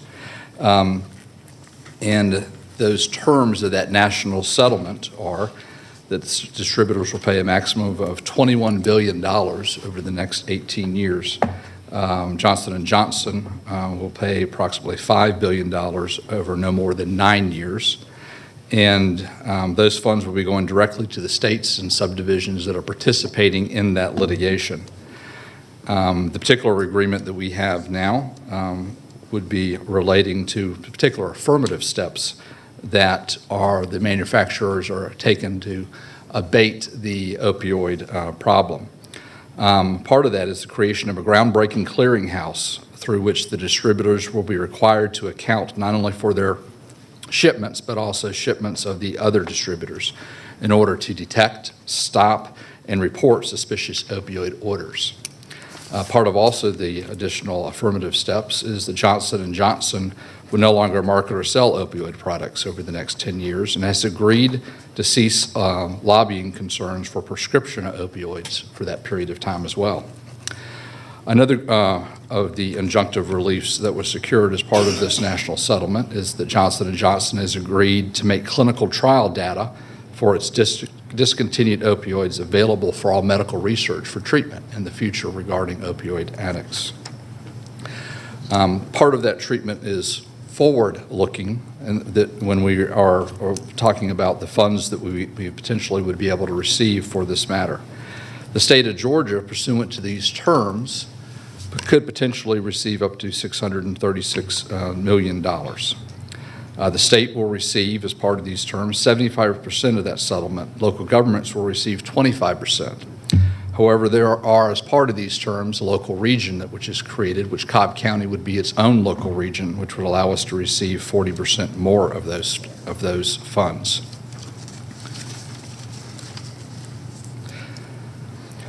The first step in securing these funds is going through the process of local governments acknowledging to the Attorney General, Chris Carr, that we want to participate in this.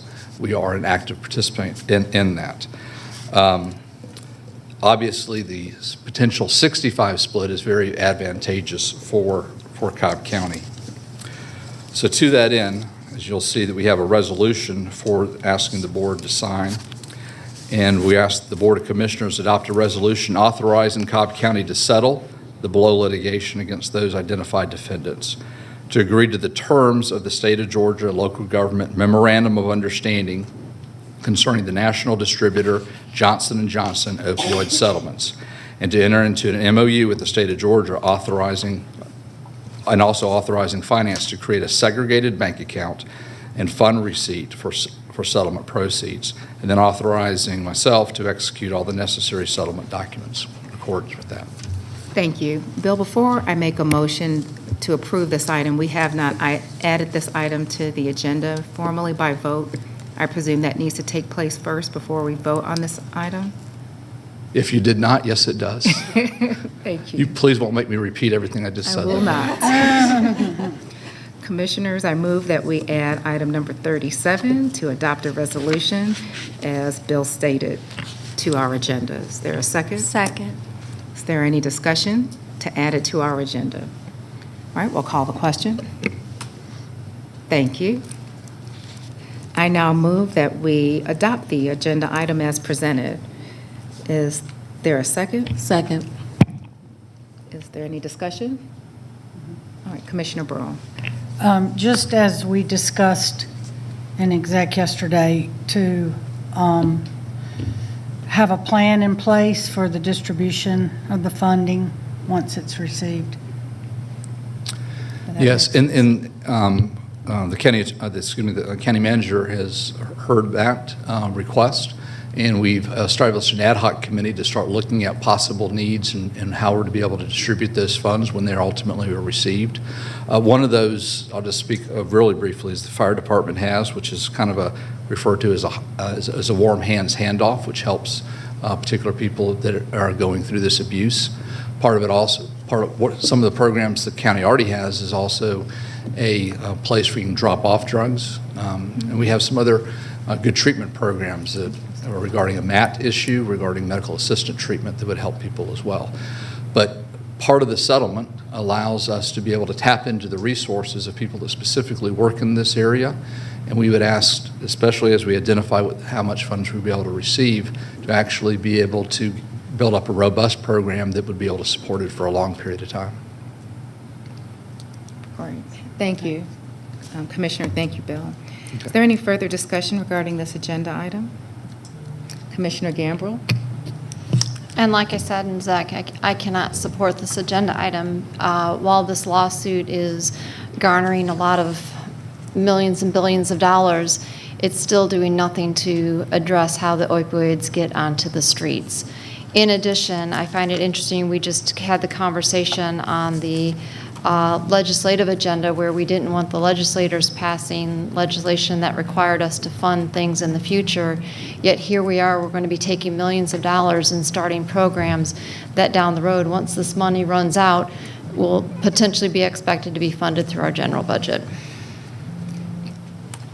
Thank you, Commissioner. I think it was shared yesterday, we understood your concerns, but there are some presumptions with that there would be new programs started and that there wouldn't be other funding identified to help sustain it. This is a very serious issue in our community today, and we have an option to do something with resources or to do nothing with resources and see someone else do something with those same resources. So we can find adjoining counties being able to address citizens that have very current issues due to the opioid crisis, or we can help our own citizens, and we are in a position to help our own. And again, I would just ask commissioners to please consider, we can sit and do nothing and think that helps, or we can do something and see how that helps. And I would ask for us to lean on the latter and see what we can do to help this community. And if I understand correctly, the merits of this case were the already incurred burdens upon the county? Correct. Part of the nuisance regarding that. And of course, we still have our particular bellwether case regarding the pharmaceutical companies that's coming up. Cobb County has been identified as one of the 5 bellwethers we potentially tried across the nation. So. Right. And just to note to Commissioner Gambrill's point, on two points there with the fiscal responsibility, I think it is good guidance to think about these programs, beyond the burden that we've incurred thus far and the continuing burden that our different groups are taking on. What are some more, goal-oriented programs that can be accomplished or put in place? And then secondly, to the extent of addressing the core issue, because Yeah, there was a case that was expressed during exec as well around that shows demonstrable proof that the core issue still needs to be addressed. And I think that's something that we certainly need to look at, where those opportunities are and where we can advocate and assist in advocating at different levels as well. All right. Are there any other comments or questions from commissioners? All right, we have a motion and a second. I'll call the question. The motion passes 4-1 with Commissioner Gambrill in opposition. Thank you, Bill.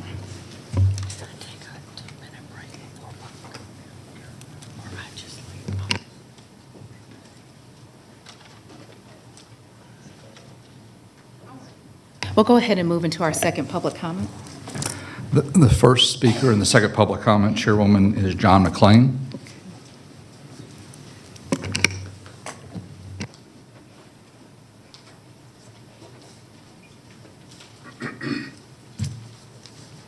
Good evening. Thank you for taking the buses off the consent agenda. It was $8.3 million. I encourage you just to consider looking at the consent agenda for big ticket items that the public would like to have discussed. So thank you for doing that. I want to speak to zoning real quick. The Cobb County Comprehensive Zoning Plan is apparently being rewritten. Why? I don't understand why. The current zoning plan that we use now describes a Cobb County that most of us are perfectly happy with. Cobb County is a suburban community. However, recent zoning decisions and projects seem to be oriented toward multifamily and rental development. We even had a Marietta Housing Authority build a government housing project in West Cobb and somehow avoided a zoning hearing and avoided public comments. Is this what the new comprehensive zoning plan is trying to encourage? I hope not. Some of us are alarmed at the emphasis on HUD, on emphasis on affordable housing, and emphasis on more density, leading to more urban development rather than suburban development.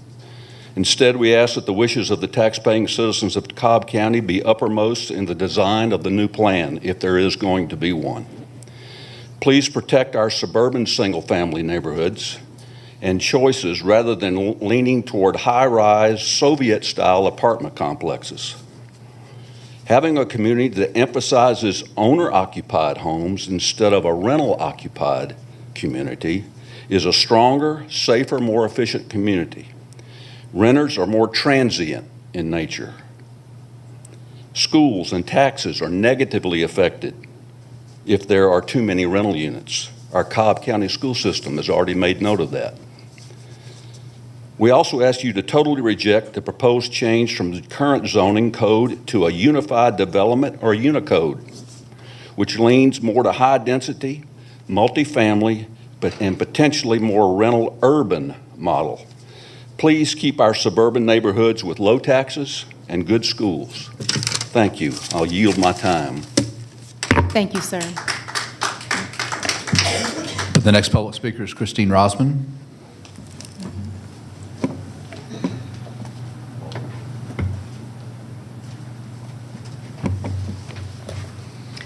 Hello, Christine Rosman, City of Marietta. Thanks, Chairwoman Cupid, for having us here today. I'm kind of stunned because we've been getting more people like starting to look at what the commissioners are doing and looking at like, oh, there were 10 items that were on the consent agenda that were valued of over $1 million, and those get like put in like just a bucket, and it's like, hey, you want that? And it was over what, $30 million worth? And I don't know the process to like be able to challenge any of this, because I know that you have you put the agenda out, then you have a work session on the agenda, and then you have the opportunity, like for a couple of days, to ask departments, like, can you give some information on those, like the $8 million on the buses? And then it's crickets, and then you do an ORR, but then if it's with only in a couple of days, then you don't get the information. So you're kind of saying how transparent you are, but that's really not that transparent if it's kind of bundled in there and we really don't get to see it. So, or understand it, or have transparency on it. And so also, I believe that the work sessions were being televised, and now they aren't anymore because of COVID. You televise them. I would like to say you need to have those televised because, frankly, I spend a lot of money on parking every month coming to these meetings a couple of times, 2, 3 times, 4 times a month to different meetings. And then I have to park in the parking lot for the, the court parking lot because we're not allowed to park in the parking lot right here because that's for all the employees. But we're still spending that's another huge cost to the taxpayers. And I appreciate that you all like working together, and it's kind of like a kumbaya and a very nice thing, but part of this is that it's not all peachy with us, It might be all nice and, love fest, but it's not for us because we're funding all of this. And every time you have something that you want to fund, it's like, we get the bill and we're paying for it, and it's like you're using monopoly money or something. It's not monopoly money. It's the citizens. It's the taxpayers. And I'll tell you, things are going to be changing because we've had, 2 million illegals coming over our border? It's just a matter of time that, they're in Georgia. They're going to be coming into Cobb. And then what happens to our own residents? Monica Delancey with her friends that are also having financial problems. Do they get trumped? Do our veterans get trumped? And then when we have all these illegals come in, then we're going to have to support them too? Or is that going to be federal money? Which doesn't really matter because it's just federal money. And who wants to say no to that? Well, it's still our money. Yeah, the opioid crisis is horrible. It absolutely is. And it's going to get worse when we have no controls at the border. So yeah, it is going to get worse. It's going to get a hell of a lot worse. Thank you. Todd Rudy.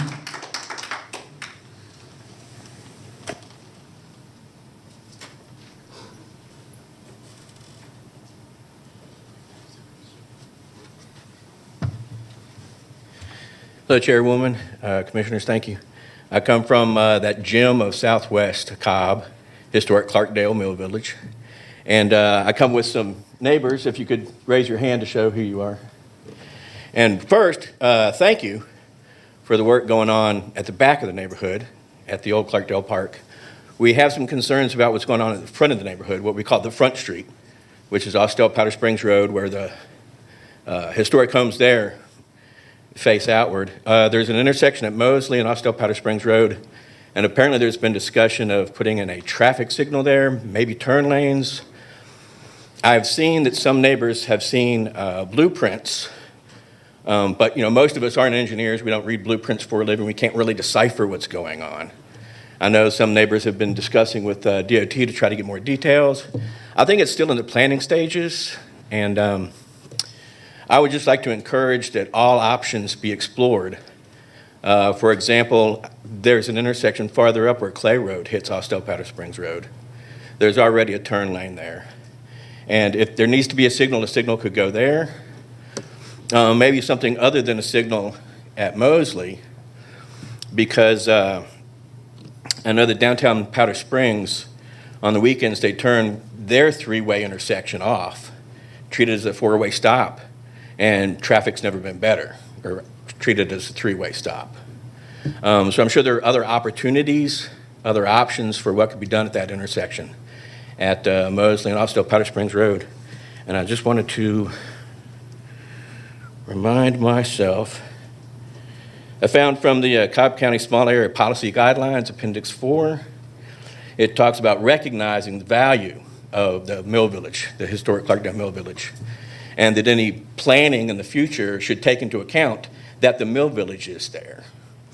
I know it won't involve zoning changes or anything like that, but whatever might need to happen, and there might need to be something done at that intersection, but that it take into account not just the property values, but the historic values that the neighborhood brings to the county from its 89 years there now. Thank you very much. Thank you. All right. Diane Ellerby.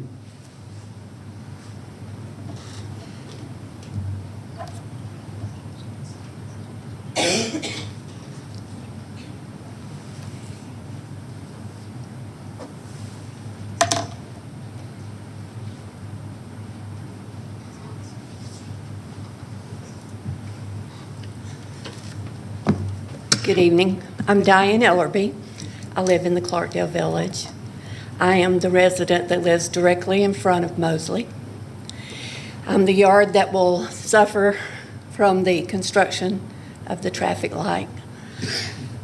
There's 9 houses involved that will suffer from the required easement, as well as we've been told by surveyors that the sidewalk, the steps, the trees planted along there will all be gone. The houses were built in Clarkdale in 1932. The house that we live in, my husband and I, he grew up in that home. We have, after his parents have deceased, we've moved back to that home, and there's only been an Ellerby live in that home the entire time it's been built. So I'm very concerned about the historical preservation of it. I'm very concerned about the quality of life for he and I. We moved back there, aged, retired, for the end of life for us. This has really made us question how we're going to spend our next few years. I'm concerned about the safety. The safety for us, a couple of feet more toward our home, could jeopardize our personal safety. I say that because in 6 years there's been 2 wrecks there. They've ended up in 2 wrecks that have occurred that ended up in my yard. There's been others, but 2 that ended in my yard. 2 feet more in my direction would put them on my porch. So there's concern for me there, as well as our bedrooms on the front of the house. They could come right into our bedroom. So I have a very concern for safety issues for myself and my husband. I'm concerned about the value of our homes. With the railroad's intermodal station behind the village, there's been a tremendous amount of semis that come up and down that road now that didn't used to be there. As you all know, when you sit at a red light or any other stop sign and there's semis passing by you, how much your vehicle vibrates. I'm concerned about the foundation of our homes since they're so aged, as well as the interior because the walls are made out of plaster of Paris. So I'm concerned, has there been any kind of studies for vibration and the devaluing of our homes that could happen over a period of time. We've been told that SPLOST money will fund this project. It's Project TR 515. And I'm just wondering, the Historical Societies told us, or preservation officers told us that if it's SPLOST money, we can't do anything about this. What gives SPLOST money more power than any other money? I know there's alternatives. We as neighbors have talked about it all the time because naturally traffic increases more and more every day. But I do know there's at least 2 or 3 other alternatives we could look at if we would just be approached and asked what our thoughts are. We see surveyors out there, and when we do that, neighbors get nervous. So we go to asking questions. No one has approached us. I did contact the historical committee, and they said someone from the DOT would contact me. I haven't been contacted yet. But I am concerned, very concerned about how this project's going to move forward. And I am concerned for the people coming out of Mosley and their safety. School buses come out there every day, and they can hardly get out. But there's a red light or a stop sign that was redesigned at the other end of Clay Road that gives clear sight distance that could give them that safety zone they need without coming out there. People don't want to let people out on Mosley. People come flying up and down Austell Powder Springs Road, and people coming out of Mosley they do have a difficult time getting out. I just think we need to look at alternatives and hope that we can get to a resolution that's palatable to both sides of the coin. Thank you for your time. Thank you for yours. Lana Green.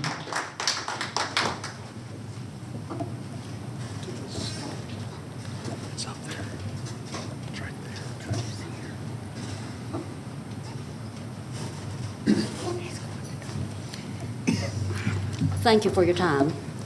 I just first would like to reiterate everything that Diane and Todd both said. It is the last intact mill village in Georgia, and one of the few left in the whole United States. Therefore, it is very historical, and that's why we bought the property.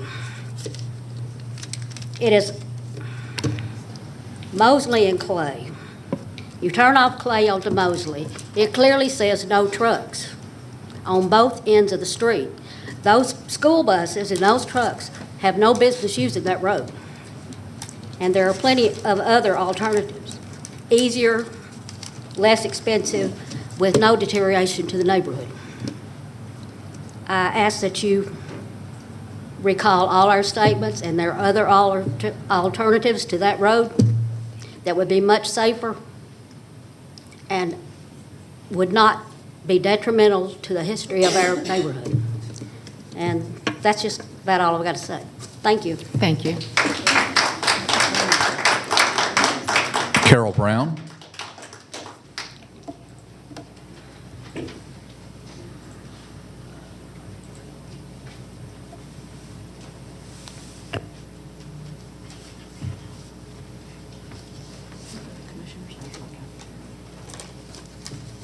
Good evening, Madam Chair and Commissioners. I'm Carol Brown with Canton Road Neighbors, and I'm a 33-year resident of District 3. This presentation is a cautionary tale about what can happen when an improper zoning district is approved. In this case, it's going to be contractor and CRC.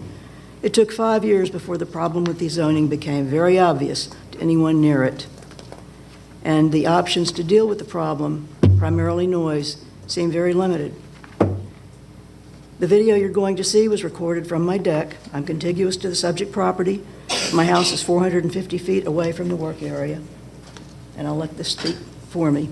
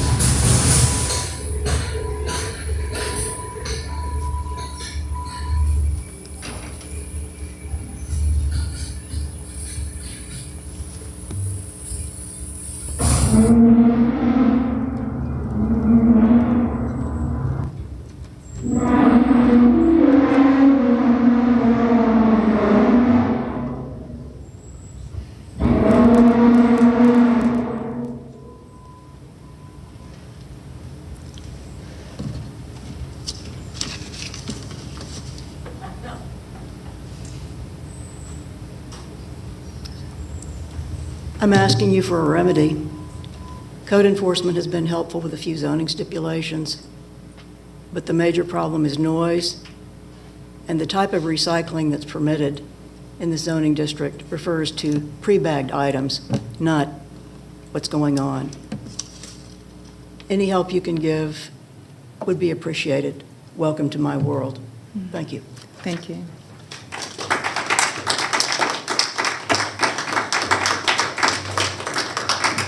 Chairwoman, that concludes this evening's speakers. Thank you. I'm not seeing anyone from community development here still. Commissioner, okay. Okay, I understand your commissioner is aware of the issue. So we'll see if there can be some follow-up.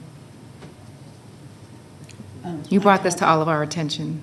I don't think how they figured it today. They've been in court and everything.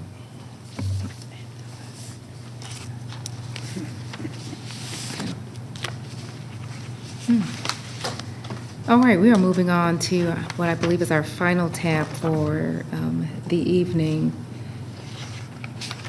which is Commissioner's Public Address. And I've been debating, do I respond to anything shared in consent, but I may just reserve those for my final comments. Why don't we go ahead and start with Commissioner Gamble this evening for our comments. Thank you. It's your last chance to start the spirit of the season early this year by becoming a Cobb County Senior Santa. Anyone can take part in the Cobb County Senior Services Program by adopting a senior, donating gift cards, or just donating funds. Senior Santa exists to spread holiday cheer to isolated seniors who might not otherwise receive a gift or a visit from a family member during the holidays. Gift cards to Kroger, Publix, Walmart, or Target will allow our seniors to purchase much-needed items. Donating funds can be done online. If you choose to adopt a senior, the program will provide you with a wish list, and you can purchase items from their list, then bring them to the Cobb Senior Services at 1150 Powder Springs Street in Marietta for delivery. The deadline to drop off items is tomorrow, November 19th. For more information and to get a list of our current seniors, please call Andrea Repowitz at 770-528-1445. Cobb Park's newest escape room, Merry Mystery, is still open for registration. You and your coworkers have uncovered a terrible secret at the annual office party. Someone has been very naughty this year. Can your team solve the mystery in an hour and find the key to getting out before it's too late? The Merry Mystery Escape Room runs from November 19th through December 30th. Book now as spaces are limited and fill up fast. For questions, you can call 678-978-2557 or email escape.rooms@cobbcounty.org. You can also book your time at cobbparksescaperooms.com. And again, certificates of appreciation were given to Still Family Farm for their dedication and service to Safe Path, a local children's advocacy group. This year marked our third annual event at Still Family Farm to help raise money, collect donations, and bring awareness to child abuse, neglect, and trafficking in our community. Thank you again to Safe Path for providing knowledge and insight to the families at Gambrel's Great Pumpkin Day, along with Still Family Farm and our public service agency, and also the animal services with the adoption truck. And lastly, happy Thanksgiving from myself and my assistant, Ryan Williams. Thank you. Thank you, Commissioner. Commissioner Richardson? Thank you. All right, so just happy Thanksgiving. We're going into the holidays. And hopefully I pronounced this properly, but Hanukkah Sameach. And have a happy Hanukkah. Go to the next slide. So from the office, November's Acts of Kindness. So we're hosting our November Acts of Kindness event in conjunction with the nonprofit Good News and Cobb Police. Thanks to generous donors, we have collected dog and cat food for those who are struggling to afford these expenses. If you or someone you know is in need of pet food assistance, donations will be given out on Saturday, November 20th at Cobb's Animal Services Building, 1060 Al Bishop Drive in Marietta from 9 a.m. through noon. 2 weeks' worth of pet food for up to 3 pets will be handed out to those who come, and we truly appreciate all of those that have partnered to make this effort successful. MSPLOS Town Hall. Join us November 30th at 6 p.m. for our MSPLOS Town Hall at the Fullers Park Recreation Center. This is the last MSPLOS Town Hall to be offered this year, and we look forward to seeing you there and hearing all of your suggestions and opinions. The listening session. So this is for those that were impacted by the September flood. We had an initial town hall, and this is really a follow-up that serves as a listening session for residents to be able to share what's on your mind, share some suggestions, and I'll also have a paper survey that I'll give out as well, along some of the different ways that we can actually address some of these issues. So you can join us there at the Civic Center December 2nd at 5:30 p.m.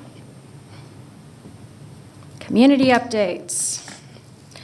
Cobb County Gem and Mineral Society invites you to join them for their 51st annual Gem Show, November 19th through 21st at the Cobb County Civic Center, 548 South Marietta Parkway, Marietta, Georgia.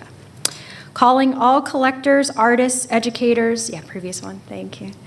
Educators, formal, informal students of lapidary and rock hounds alike, come immerse yourselves in a showcase of rocks, gemstones, minerals, and fossils collected and sold all over the world.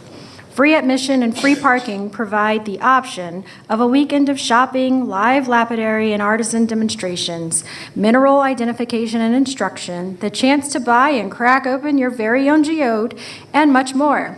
Be sure to listen for the hourly door prizes. And then last, Lunch and Learn webinar. Join the Cobb Waters Lunch and Learn webinar tomorrow, November 19th at noon. Learn about our water resources, water and wastewater treatment, and some of the easiest ways we as residents can protect these resources. During this Lunch and Learn, we will cover the basics of what every Cobb resident should know about their water system, including safe drinking water, responsible household practices, and pollution prevention. We will also discuss the infrastructure and scientific procedures involved in providing clean water to the community. Link for the webinar will be emailed to participants 1 week prior to the program. However, this is tomorrow, so register for the event using the QR code on the slide. Thank you. Thank you, Commissioner. I think there's one person in the Cupid household who would love to crack open their own geode.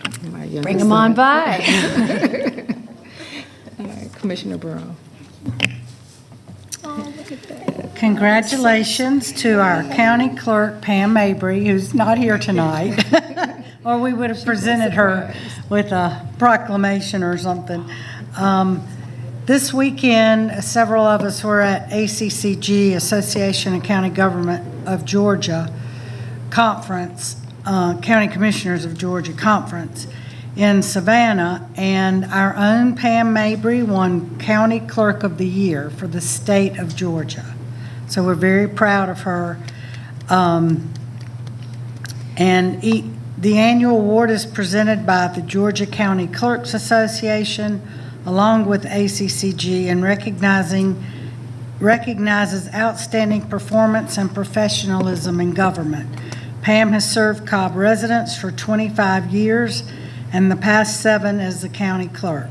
She was nominated by members of the Board of Commissioners, the county manager, the county attorney, and by her co-workers.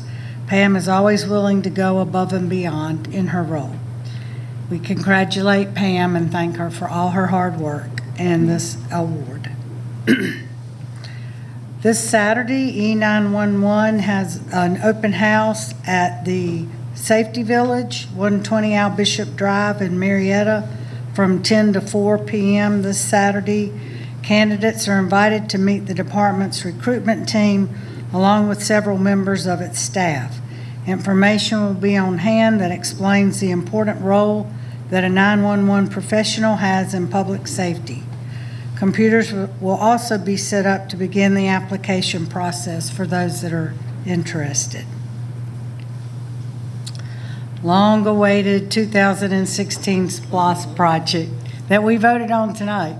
Again, Gritters Library in Shaw Park we will have a groundbreaking ceremony to get started on this long-awaited project on Tuesday, November 30th at 1 p.m.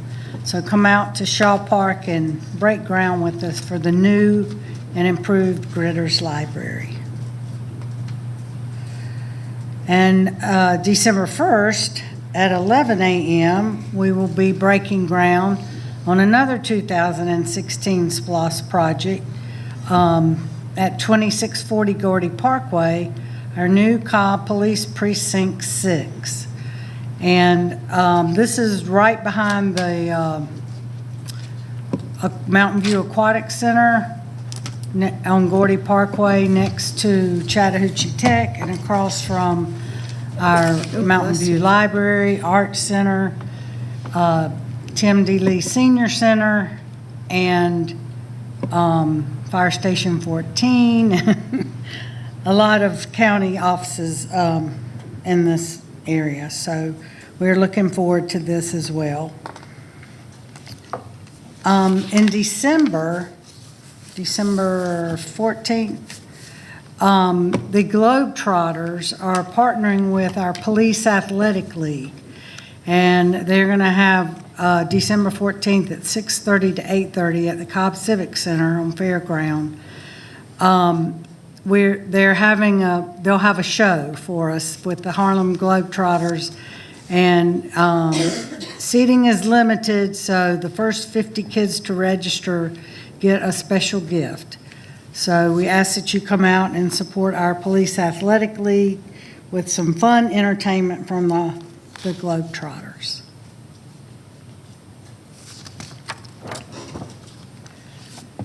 And actually today we had 2 more pet adoptions for veterans.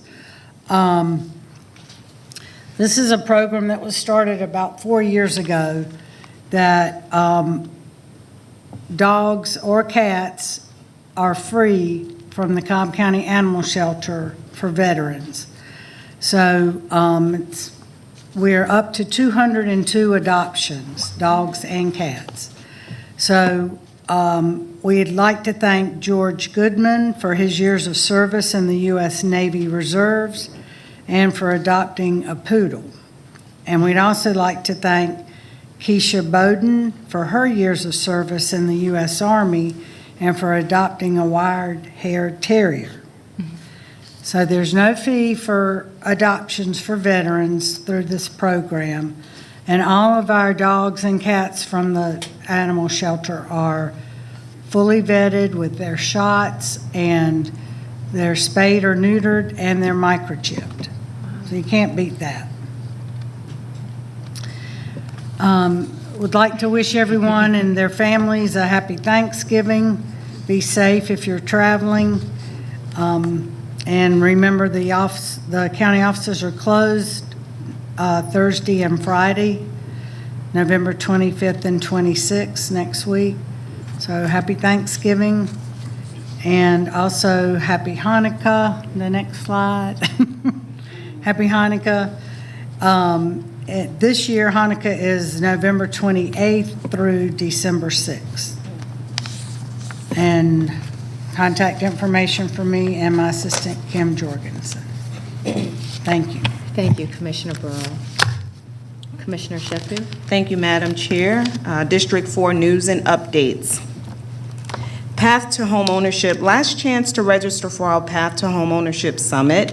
Wealth building is not the only benefit to owning a home. Home ownership will stabilize families, boost the educational performance of children, and help to achieve upward socioeconomic mobility. Our summit partners will include budget and credit counselors, mortgage consultants, realtors, and others. There is still time to register. Contact deidre.watts@cobbcounty.org for more information. Hope to see you on Saturday. And just, next slide. And to add to 911 hiring event, Applicants who successfully complete the training process and probationary periods will be eligible for the signing incentive of $1,500 for non-post certified applicants and $2,000 for Georgia Post certified emergency communication officers. Must Ministry rolled out its mobile pantry. I toured the new mobile pantry with members of Must Ministry, and I was quite impressed. The mobile pantry allows the Must Ministries to visit communities that are in food deserts. The Atlanta metro area has one of the fastest growing poverty rates in the United States. Thanks to public and private partnerships, donations of food and money, Must and Must neighborhood pantries distribute thousands of pounds of food per day. Visit mustministries.org to volunteer or donate. On Monday, November 22nd, the First Christian Church of Mableton and Hope Family Resource Center will distribute Thanksgiving food boxes to the Mableton community from 1 p.m. to 4 p.m. at 878 Old Alabama Road. This year is marked by giving with cheer in our hearts and in memory of Howard Kepka, thank you for that, who recently passed of COVID. Howard was a giant in the nonprofit world, and he unselfishly dedicated his life to serving others. A special thanks to First Christian Church of Mableton and Hope Family Resource Center for their continued service to the Mableton community. Join Representative Erica Thomas and Positive American Youth Organization on November 23rd for their annual turkey giveaway.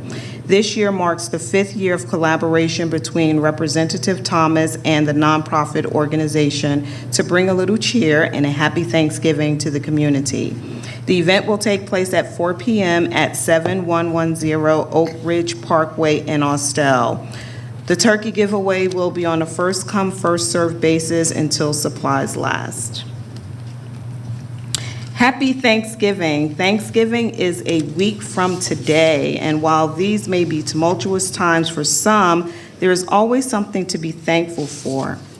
During this season of Thanksgiving, I hope that you'll take the time to enjoy family and to count your blessings. It is also my hope that during our moments of introspection that we ask ourselves if our actions, behaviors, and motives are pleasing in the sight of God. As we enter this holiday season, it is my hope that you are met with prosperity, good health, and exhibit goodwill towards all men. Have a happy, wonderful Thanksgiving. Thank you, Commissioner.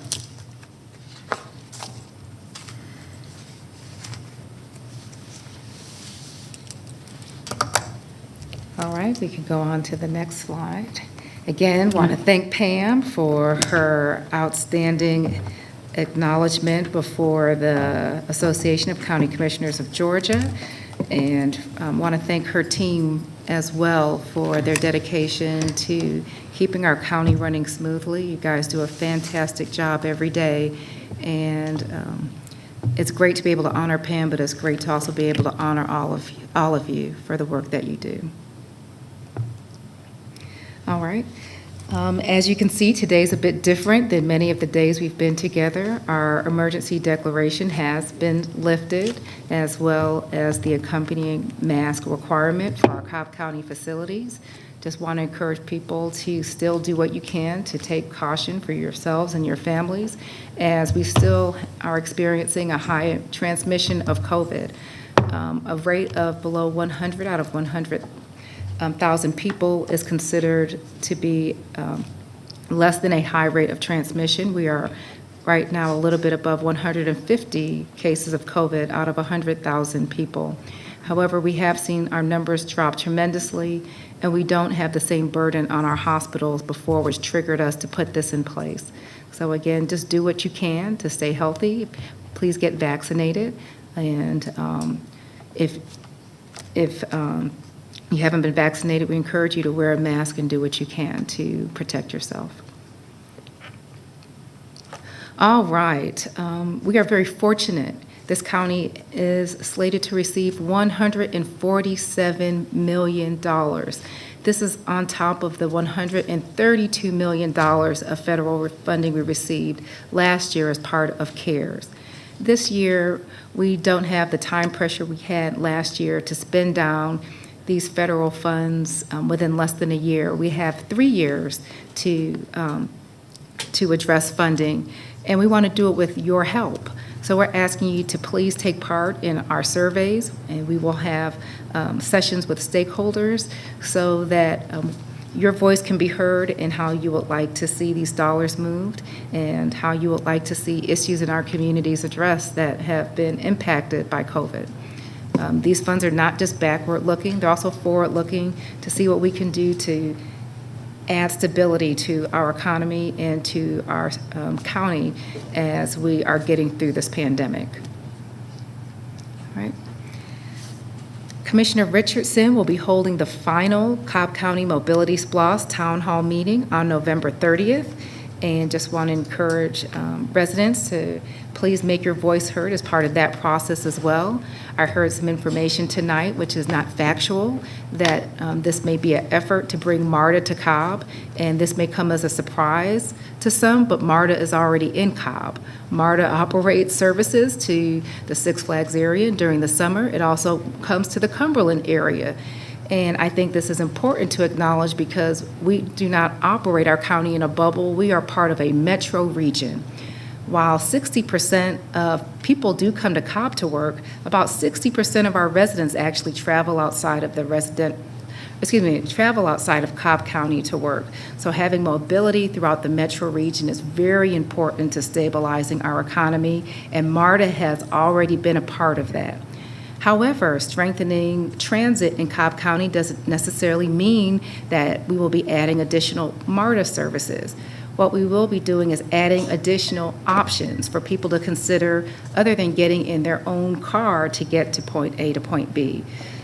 This option can provide anything from heavy rail, yes, but it could also encourage light rail, bus rapid transit, which is the same system that's used when you get in the airport and you go from gate A to gate B to gate C. That's actually a bus on rubber wheels that's used. We can also strengthen our current bus system as well as support on-demand transit like Flex or Lyft. And so I encourage people to please keep an open mind about what the options are before us. There are some people in our community who are transit dependent. 80% of our riders actually use our transit system to get to work or to school. But let's think about transit opportunity for people who may not be dependent on transit, but who would like an alternative than to being in traffic and having to deal with congestion. Sometimes it's nice to have somebody driving other than yourself. I know that, at 8 a.m. and 5 p.m. Sometimes it's nice to know that I don't have to carry myself from one point to another. So I just ask for us to please be open, and let's not just think about ourselves. Let's think about Cobb County's future and where our country is going, where the world is going, and ensuring that Cobb County does not get left behind in this opportunity. Okay, we can go to the next slide. There is a holiday book drive coming up, and ask that you consider supporting this book drive November 1st through December 5th at the Barnes & Noble that's located in West Cobb at the Town Center. You can find out more information about this at reachoutandread.org. As has been stated, Happy Hanukkah. I will not be as bold as Commissioner Richardson. I love it, but we certainly want our neighbors, our citizens, our friends within the Jewish community to know that we are wishing you a very happy Hanukkah this year. And finally, happy Thanksgiving. I thank you, Board of Commissioners. I thank you to our Cobb County employees. I thank you, Cobb County stakeholders and our citizens for all that you do to make Cobb County Cobb. As you heard from public comment, yes, there are issues in our community, but thank God we have a great community to have those issues in. I am absolutely confident that no matter what hardship comes before our county, that we have the resources, not just monetarily, but within the resourcefulness of our citizens and of the people who are working on your behalf every day. And so I just want to say thank you from the bottom of my heart. Thank you for making it an honor to be able to serve in this seat at this time. And I pray that all of you have a safe and wonderful Thanksgiving ahead. Thank you and have a good evening.